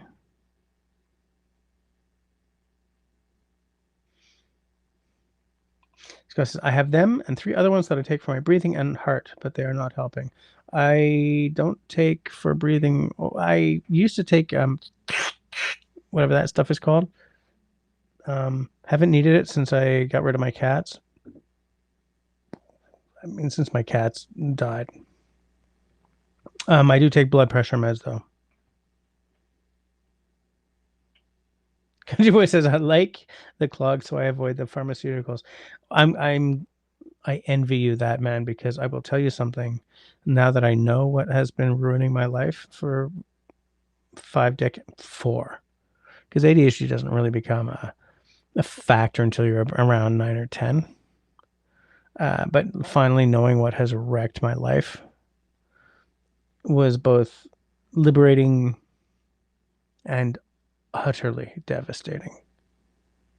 Because just by virtue of being born in 1972, by the time they knew what ADHD is and all that stuff, it was too late for me to ever have any of my dream jobs, because it was too late for me to become a better student at the things I would have needed to become a better student at.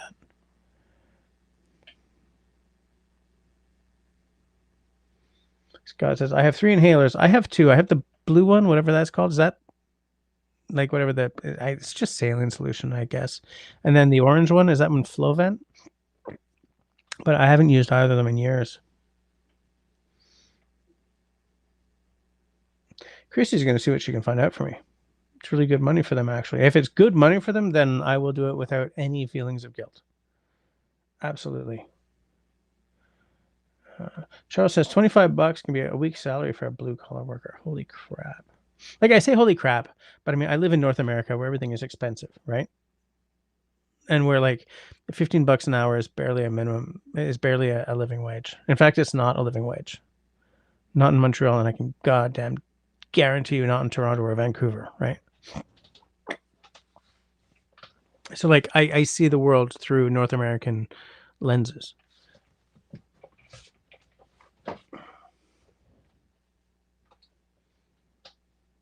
So if $25 for like a 10 to 20 minute video is a good salary, then hell yes. Hell yes.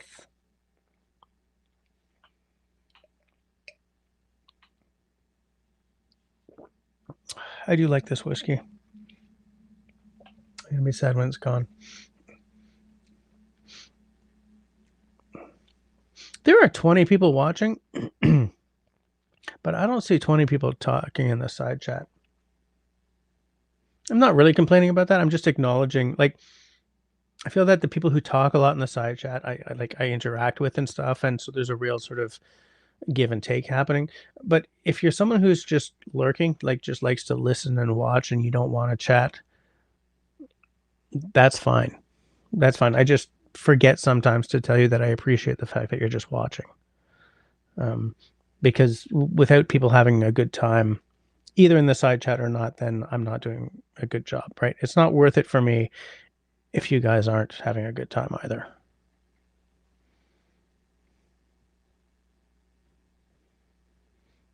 Scott has Symbicort and Albuterol. I don't know either of those. I do not know either of those.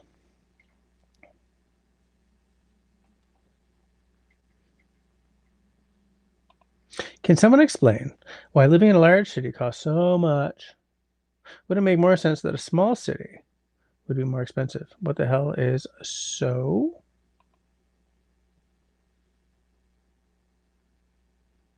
Special about Toronto, for example. Okay, I can tell you a couple of things about that. Excuse me. My sinuses are driving me crazy tonight.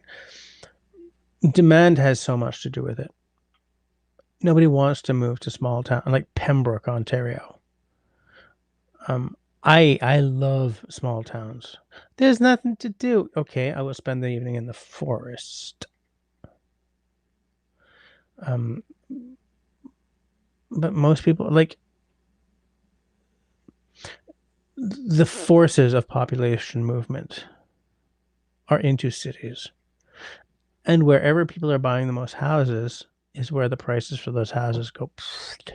So Montreal used to be the most affordable major city in Canada, right? For rent, for mortgages, yada yada. That was an echo from when the Parti Québécois um, came to power, put in Bill 101, I guess Law 101, whatever. That's the language law, the mother of all language laws in Quebec. Um, did the first independence referendum, which, fun fact, was not an independence referendum. They were not talking about sovereignty when René Lévesque was the premier.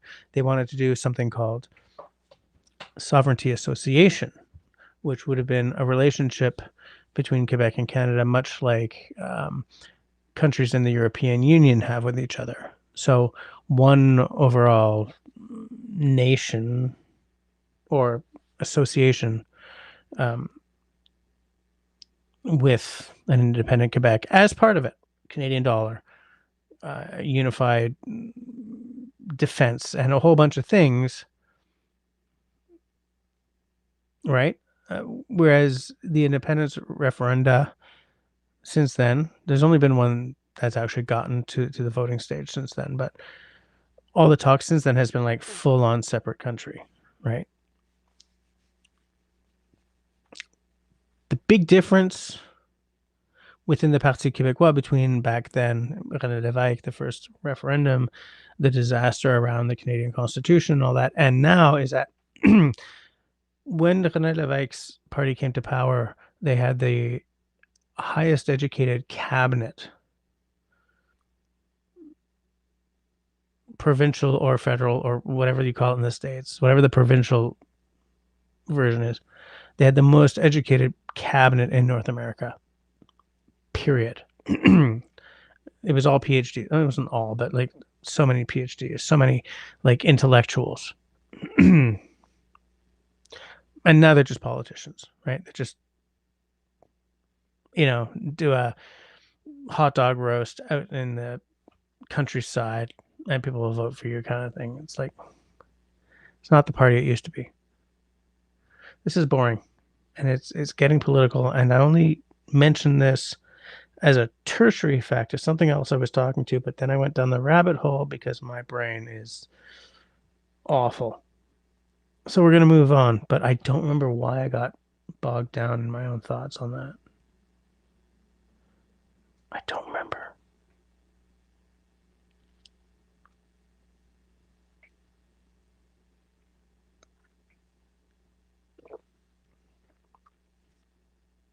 I have no idea how that happened.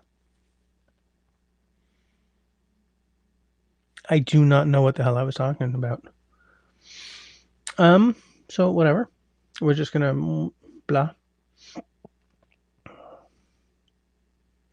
Oh, right. What special? Toronto, for example, and I was explaining. Oh, right. So because of the whole crap, the economy here was bad. Buying a house here was extremely affordable. This is no longer the case. The economy is not so bad here. I mean, whatever. It's not so bad. Buying a house here has become a lot more expensive. Um, Montreal is the hub for a lot of industries in Canada. We're a big player in aerospace, in AI, stuff like that. And so there are a lot of highly paid people in town now, and it's really driven the price of buying a house or even renting way up. Way up. Stop it. We don't need you to have a good time in the side chat. Jess, we're self-sufficient. I know you guys are self-sufficient. You guys are giving me content to talk about, so for God's sakes, of course I'm paying attention. Linda Rose, I don't know what a side chat is. You have just posted in the side chat. I don't know if I know you, but if I don't, welcome to the live stream. If I do, welcome back. And I didn't notice the new nickname. I hate the fact that YouTube reset everybody's handles, everybody's nicknames. I know why they did it. It was a way of weeding out like bots and stuff. I get it, whatever. I still wish they hadn't done it because there are so many people who come to my lives now and say, "Hey man, how's it going?" And I'm like, "Wow, who the hell are you?" Oh, wow, I didn't recognize you with that new handle you've got, kind of thing, you know? So Linda Rose, I hope Linda Rose.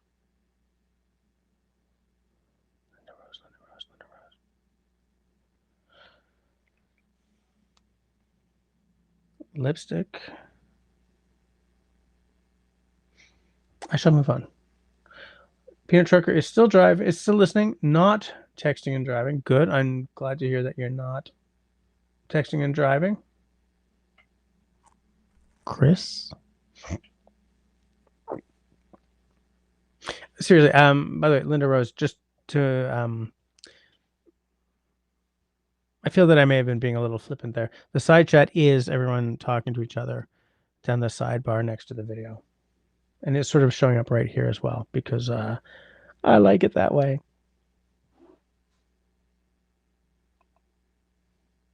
Because she says, "Well, hey, Linda Rose, this is the side chat."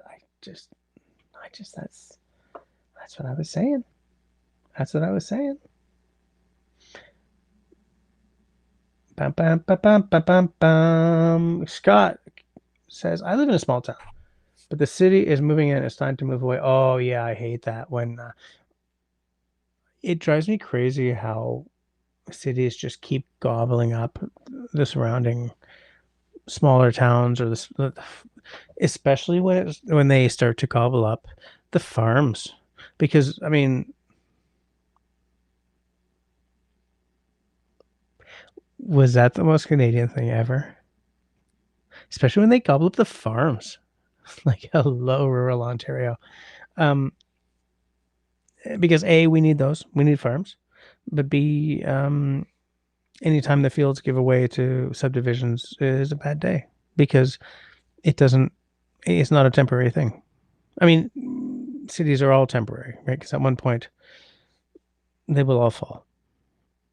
They will all fall. But before the end of civilization, it's not a temporary change, right? And you don't get that farmland back. You don't get it back, you know?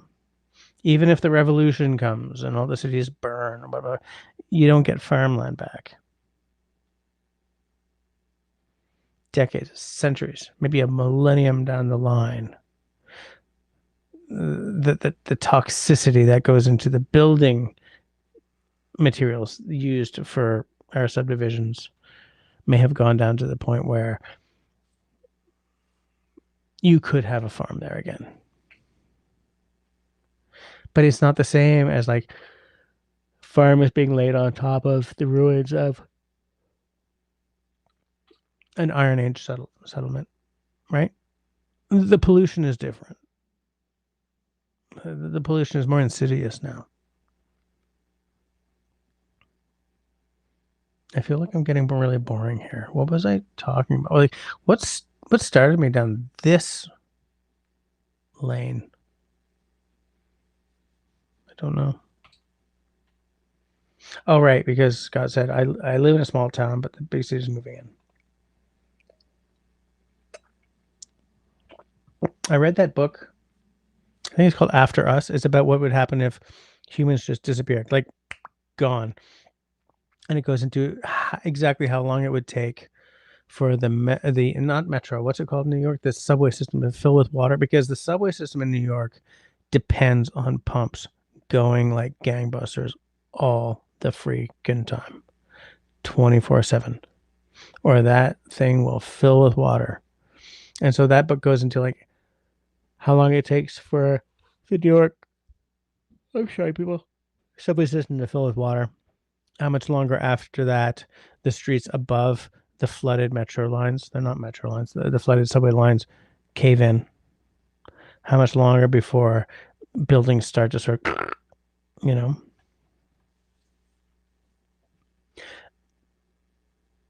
And I don't want to say enchanted, because I think a lot about how it would feel to be that first generation to live through the fall of civilization, and like, yeah, a month later, 2 months later, 6, a year, 10 years, whatever. Let's bring it back a bit, because at 10 years you're sort of getting into your groove, but maybe it's 4 months later. Big blackout happened, right? Everything that we see as a mod con is no longer functional. That light doesn't work,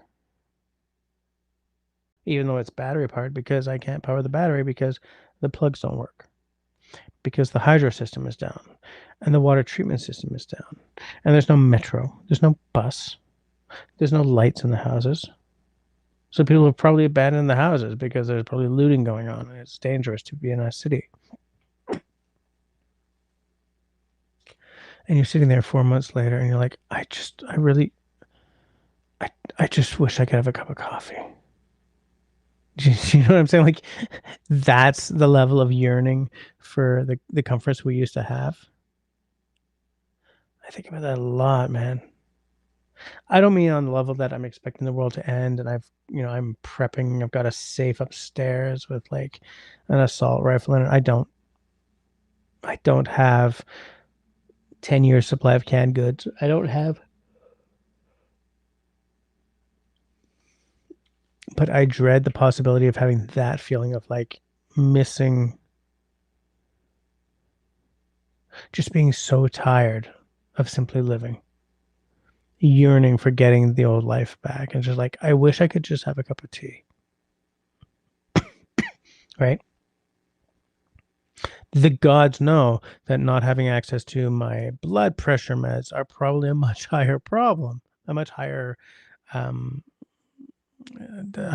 importance. The English is not working. It's a problem of much higher import. But the devastation of,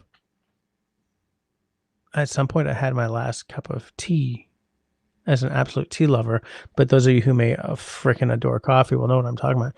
At one point you had your last cup and you didn't notice it. You didn't know it was going to be your last cup of tea, your last cup of coffee. This is a thought that enters through the transom and goes into my mind a lot about, at one point I picked up Camille for the very last time. And I have no idea when that was, because neither of us knew it was the last time. And sitting here, having had like a hernia for 2 years, I wonder if I've already picked up Clem for the very last time, because I cannot pick up anything heavier than 40 pounds, and she's 44. And after my operation, I will still not be able to pick up anything above 40 pounds for a couple of months.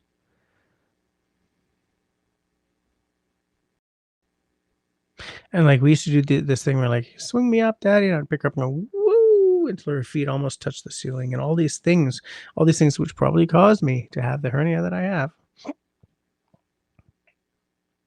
But have I picked up Clem for the last time already at the ripe old age of 7? For her, obviously, not for me. I'm 7 in pounds sterling.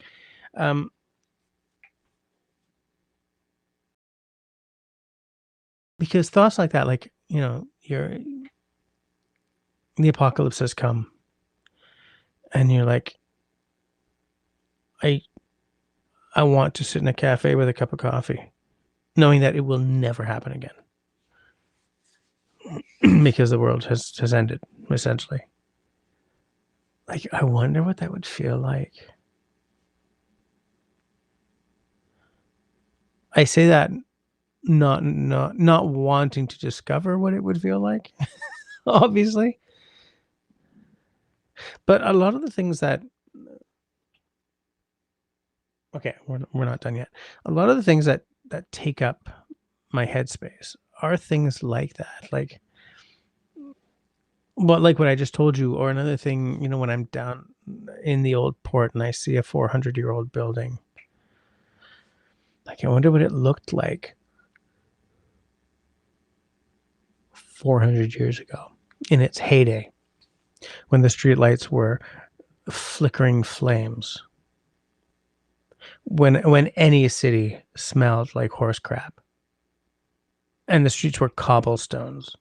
Like, there are still some cobblestone streets in old Montreal, but you know, it's just for the tourists. But like, I wish I could catch a glimpse of that building, that 400-year-old building, 300 or 400 years ago. Or like in along the Lachine Canal, there's an old building that was part of a whatever trading post or something. Like, we just see echoes, you know. That building is 400 years old, but it's surrounded by 21st century crap. It's just like a little puff of dust of what the city looked like 400 years ago. And if you breathe too hard, it's gone. It's gone.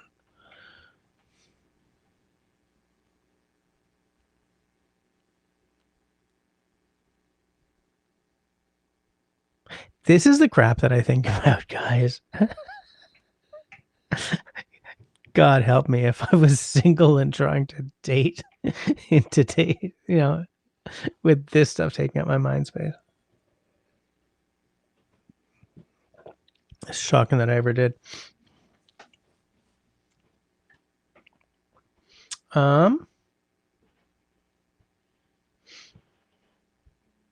We don't need you to have a good time in the side chat, right? We're listening, not texting and driving for sure. Saying hi to Linda Rose.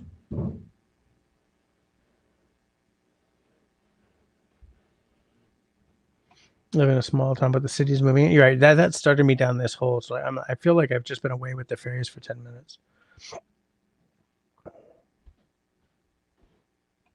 Greasy Grounds. No, he didn't. No, he didn't what? Oh, you just text. Right. Okay. Right. I'm catching up here. People's. Christy says, Steve and I too. We used to have farmland all around us. Not anymore. There's farmland in Arizona? What the hell do they grow? Sand? And we need more thumbs up. Peoples. Do me a favor. If you like what I'm doing, thumbs up me, for God's sakes. Give me a smiley thumb. If you don't like what I'm doing, at least hit the frowny thumb. Which thumb you hit is less important to me than the engagement.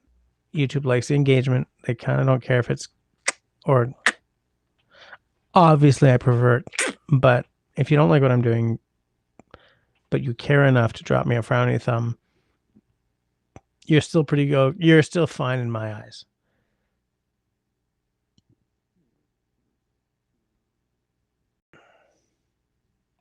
Is this political? I don't know. What were we talking about? Oh, is that when I was talking about like sort of the Montreal thing? Probably. That's why I tried to stop. Ooh, just got home. Are you having a drink with us now that you're home, Mr. Jim?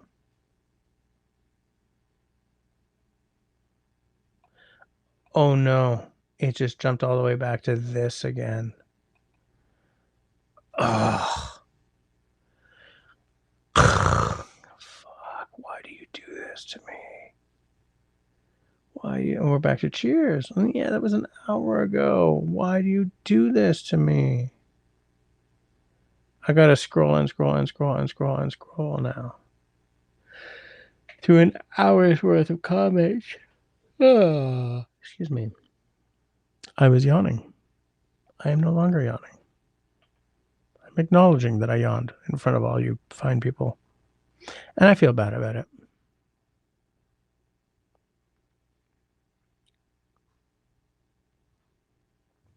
We need more. Okay, now we're back to we need more thumbs ups. Christy says, "Damn it, Chris, stop that."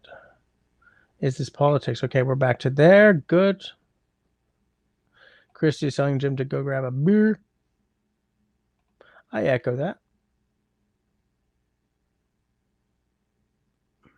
Scott says, I said this years ago. There are too many people on the face of the earth. Country boy knows how it happened. I know. Do tell. Steve, no, we are not talking pew pews next. I got carried away, but I caught myself and reined it in.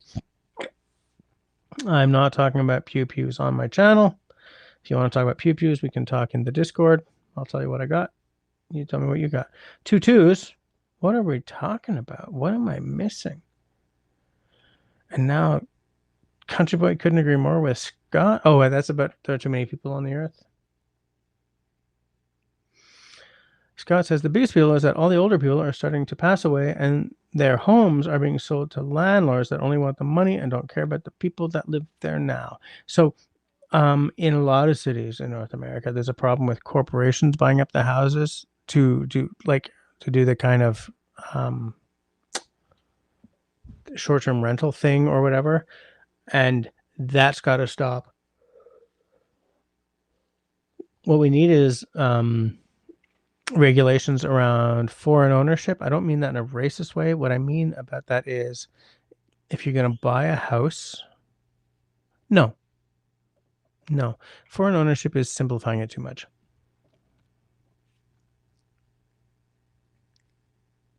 We need people to pay higher taxes on buying a house and leaving it empty, or buying a house and turning it into a short-term rental like an Airbnb or blah, blah, blah. That's got to be heavier taxed not because taxes are great. Taxes are the socialist savior of the blah, blah, blah. It's because we got to stop people from just buying houses and leaving them vacant, or buying houses to become Airbnbs. Because in some cities, Montreal included, entire neighborhoods are being gutted as people, as people sort of sell their houses. These houses get bought by limited companies, and turned into low cost housing. No, and get turned into short term rentals. I would love there to be more low cost housing.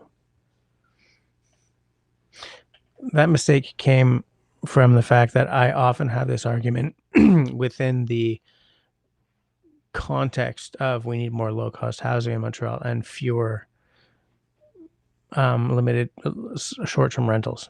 That's what happened there in my head. I've had a couple of whiskeys, people.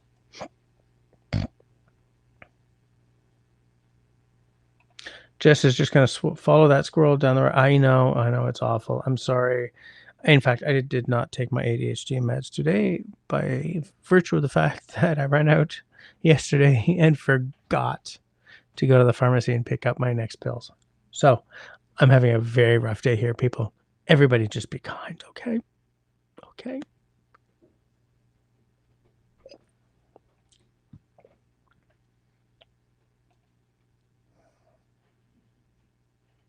Really?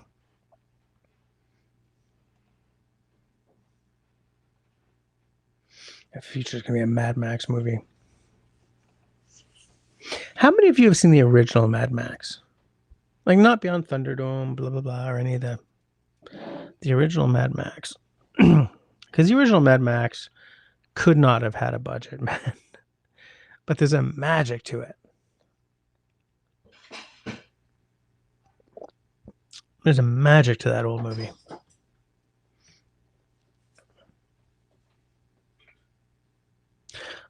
I look at films being put out right now, and films that were put out in the 80s, the 70s, the 60s, and then like sort of even like the golden age of cinema and all that.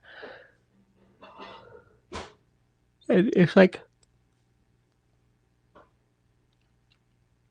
there are no balls in Hollywood anymore. There's no guts. There's no desire to step out to try something new. Everything is just like either a remake or a sequel or a prequel or, you know, like Ghostbusters, but they're all women. It's like, okay.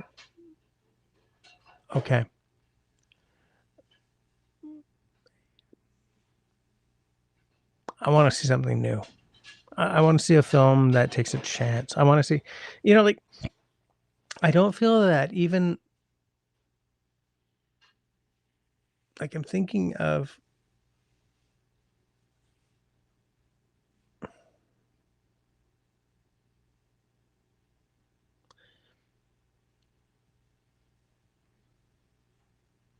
I'm trying to put my thoughts together here.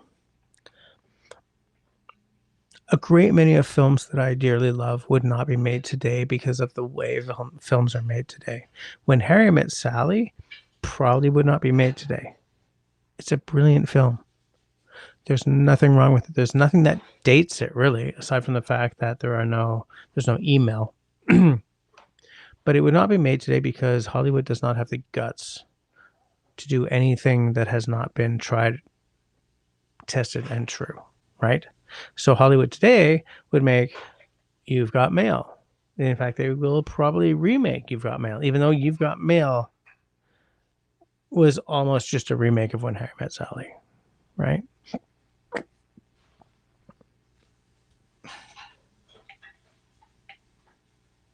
I feel that I may be deep diving into something really boring that I find really interesting because, you know, film degree. But I think a lot about how Hollywood today does not make art. Hollywood hasn't made art in a long time, but it doesn't even pretend to flirt with the idea anymore.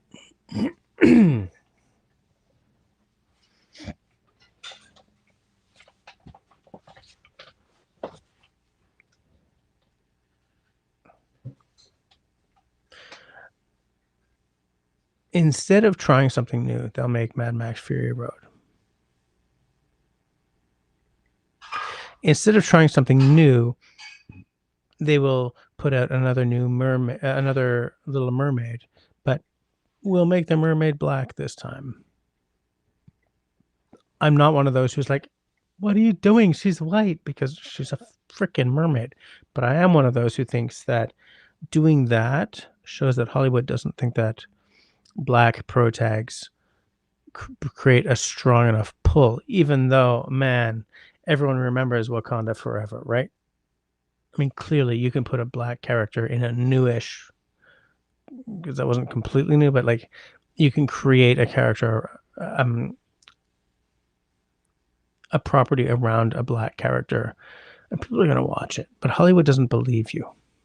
Hollywood doesn't believe you that people are going to watch female-oriented or female-centered adventures. That's why they created Ghostbusters, but they're all women now because you put the Ghostbusters name on it. But these things keep failing, man.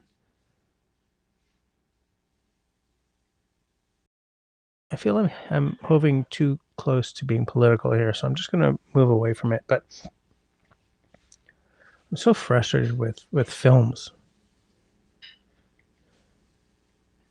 It's like the only people bringing anything of consequence out are the art house people, the small makers, the independents. The guys who will never even get a fair shake at cans anymore, because cans is all, because everything is all corporatized. Ah, that's political. Shut up, Jesse. Move on along. I've got some whiskey in my glass, he said, trying desperately to backpedal and back away from what he was talking about.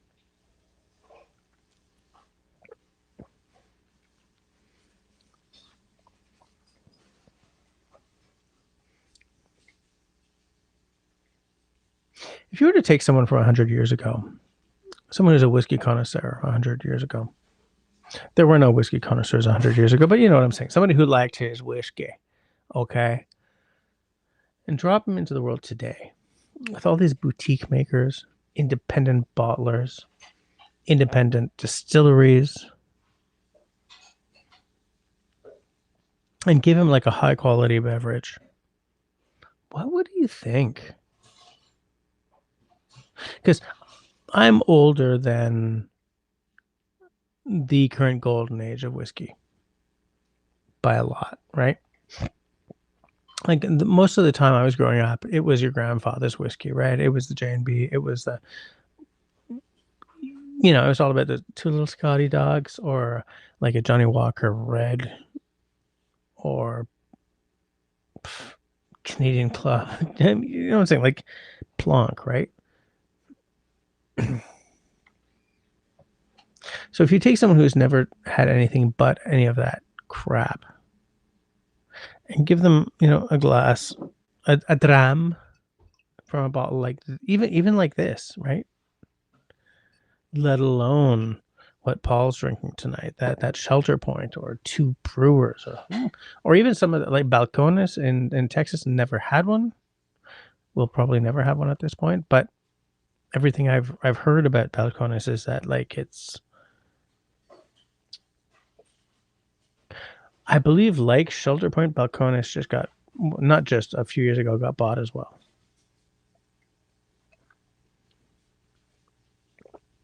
The reason I wonder about this is because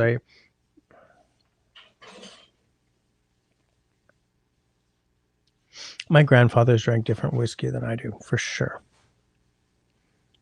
And they didn't have the option of a lot of the whiskeys that I drink as a matter of course.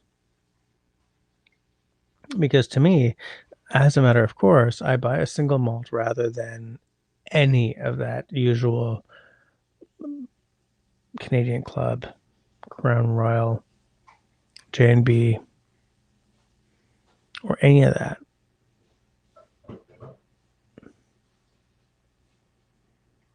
But I wonder if they would like any of these. Because it's not always about, oh, but this is a single malt.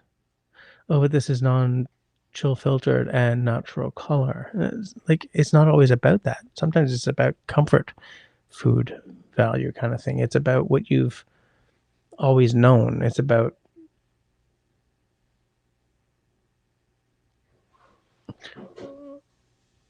I want to say I have warm memories, but I don't, because I have no memories of when I was a childhood. But I do have the hint of a feeling of warmth that comes with the smell of a certain, like a Crown Royal or a Canadian Club. I don't know what, but one of those sort of plonky whiskeys on a rock. Like the smell of, like the rock has started to dilute the whiskey a little bit, right? And so part of me will always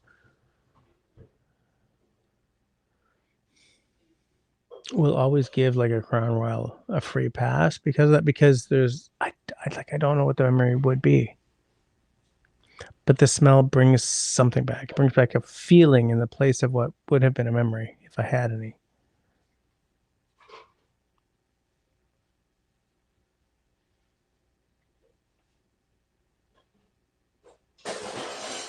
And I just wonder sometimes about,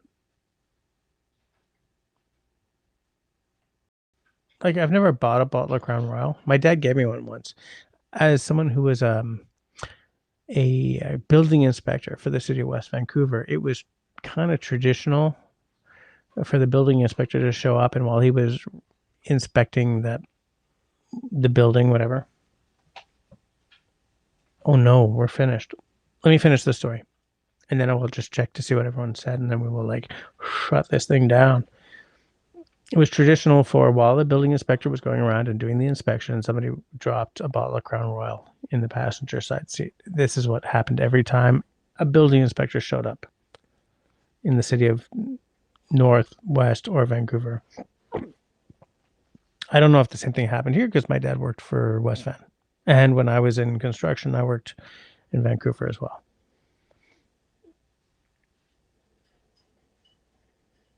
But what that means is that, like, remember I said to you, oh, geez, do you remember when I was talking about how a lot of the smells of camping when I was a child, I have a certain warmth to, even though I desperately don't want my daughters to have that same thing, like the gas smell of a Coleman stove. Smell of those like mosquito coils, that you'd light and they would burn, and you wouldn't even think about the fact that you were probably getting cancer or whatever. Like all these like chemical smells that I associate with camping when I was a kid, and so I feel warmth towards, even though I don't want my kids to feel the same warmth towards those particular smells, right?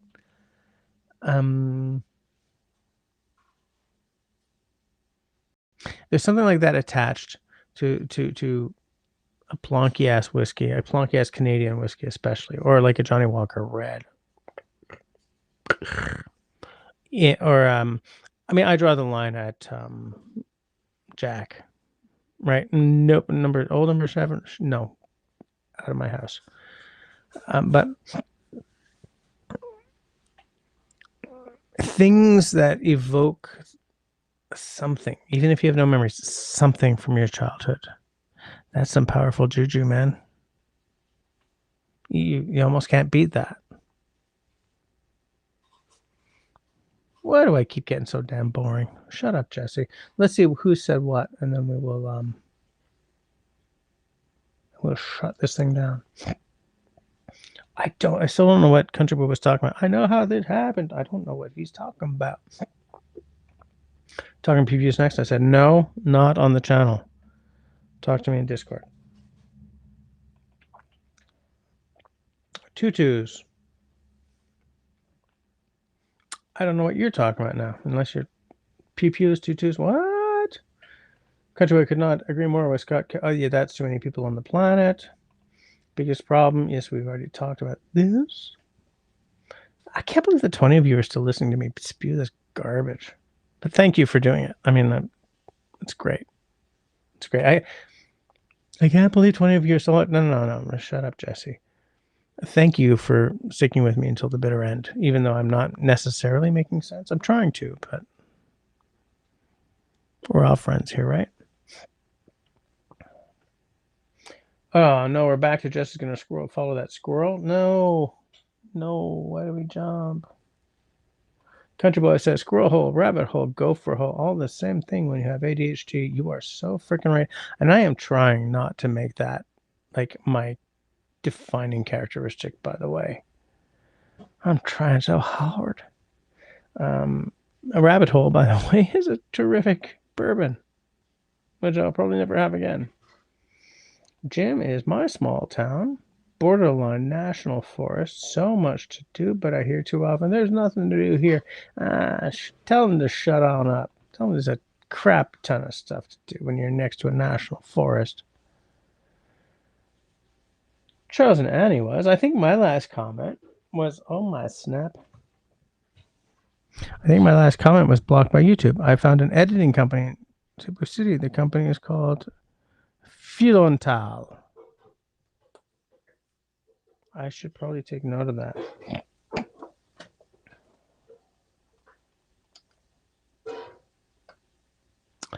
I shall now take note. I'm putting pen to paper.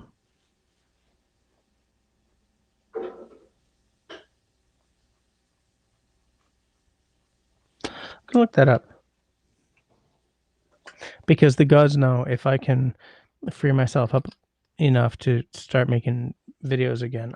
Dude, guys, what?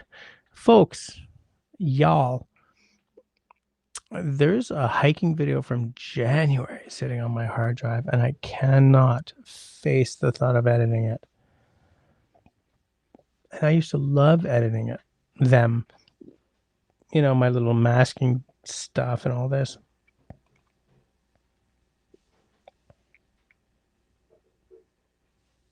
Countryway says no moderator blocked you that I can see, so must have been YouTube. Why are they? You know what really bugs me, especially on my other channel. For some reason, Tenenbaum's comments keep getting blocked, and I have looked into it, and I do not know why. I have not told anything to block Tenenbaum on my other channel, and no one else seems to have either. So I don't know why he makes comments that don't show up. I cannot frickin' understand it. It's driving me crazy. Crazy. Cut it out, Jess.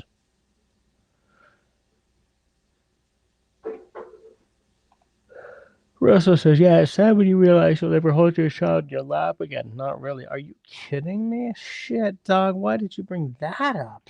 Oh my God.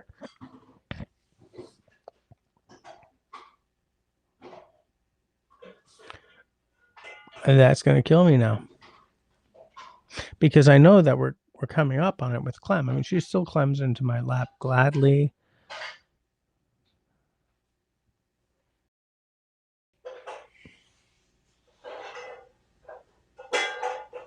I'm going to move right along because now you're making me kind of maudlin.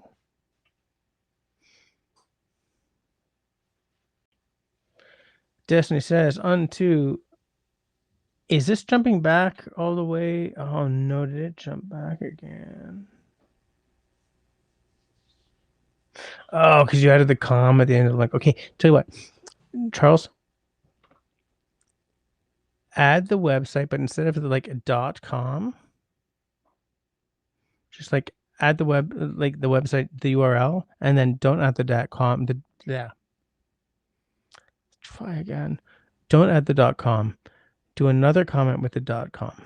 Because then what I'll know is I'll know the URL section, and then I'll just add the .com on myself. .com one. I'm saying, right?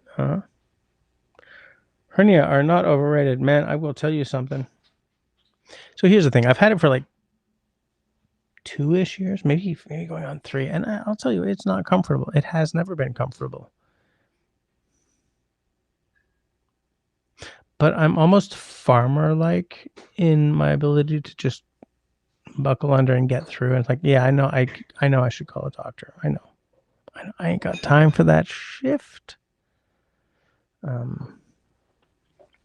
But the missus hates it, so I called a doctor. Daddy called the doctor, and the doctor said, I'll call you in 5 months, and we'll put a screen in it.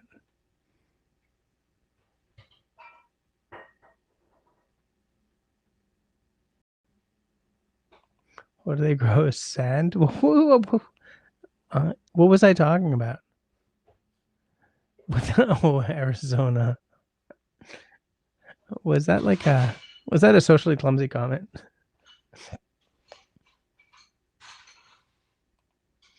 Oh, watermelon, strawberries, and corn. All of those are fabulous. Hey, Marcel popping in at the ripe old time of 10:53. She's like, there's 8 minutes left. I'll say hi, and then he'll shut it down, and I'm home free. But no, because I'm still going. Oh my God, it's 11:15.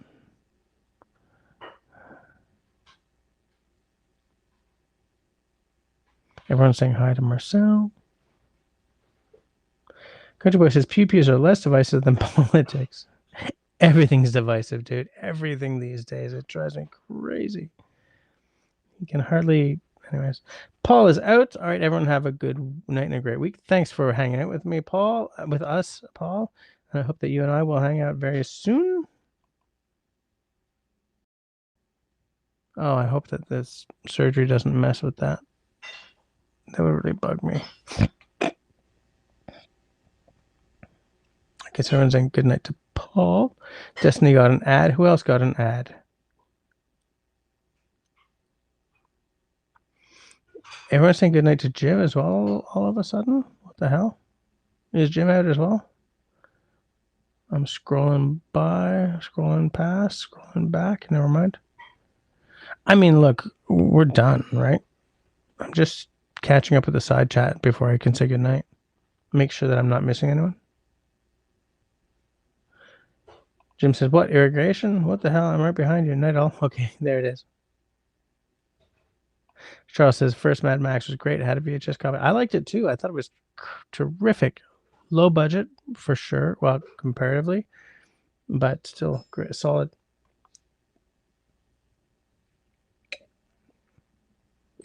Oh, if Christie's out, we're done. Okay, everyone have a great week. Maybe we'll see you on the cocktail live this weekend. I hope so. I'm working on a cocktail right now. It ain't working though. Should make a movie about your book? They should.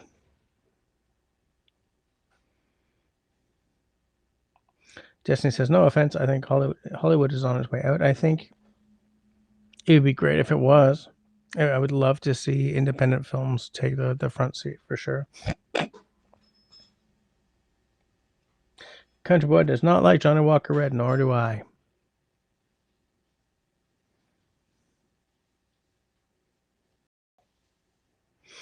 Destiny says, I'm going to try my Linum Palustre body wipes to see if they keep away the mosquitoes when I'm on the lawn tonight after Jess's live. We will see if they work. I think that Destiny's telling me it's time to shut her down because she's got to have some time to mow that lawn. She's got to mow that lawn. So here's what we're going to do. Oh, yeah, Destiny says good night and bonsoir. Bonsoir et bisous, y'all. Thanks for the live tonight. Jess, thank you for hanging out with us with your charcuterie board tonight. Destiny, Raspberry says, eventually we'll have AI TVs and we'll just ask it to create a show for this evening with the following criteria: male and female leads, action, adventure, some comedy. I want AI to control my traffic lights. That's what I want it for. Oh no, Bluegrass has a dentist first thing in the morning. All right, good night. So tell you what, I'm trying to scroll down and catch everything. Philontalthen.com. Okay. Thank you, Charles and Annie. I'm going to open another thing and I'm going to end that in.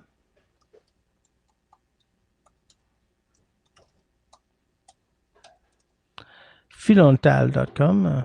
Server not found. Shut up. It's because I misspelled it. It's because I misspelled it, okay?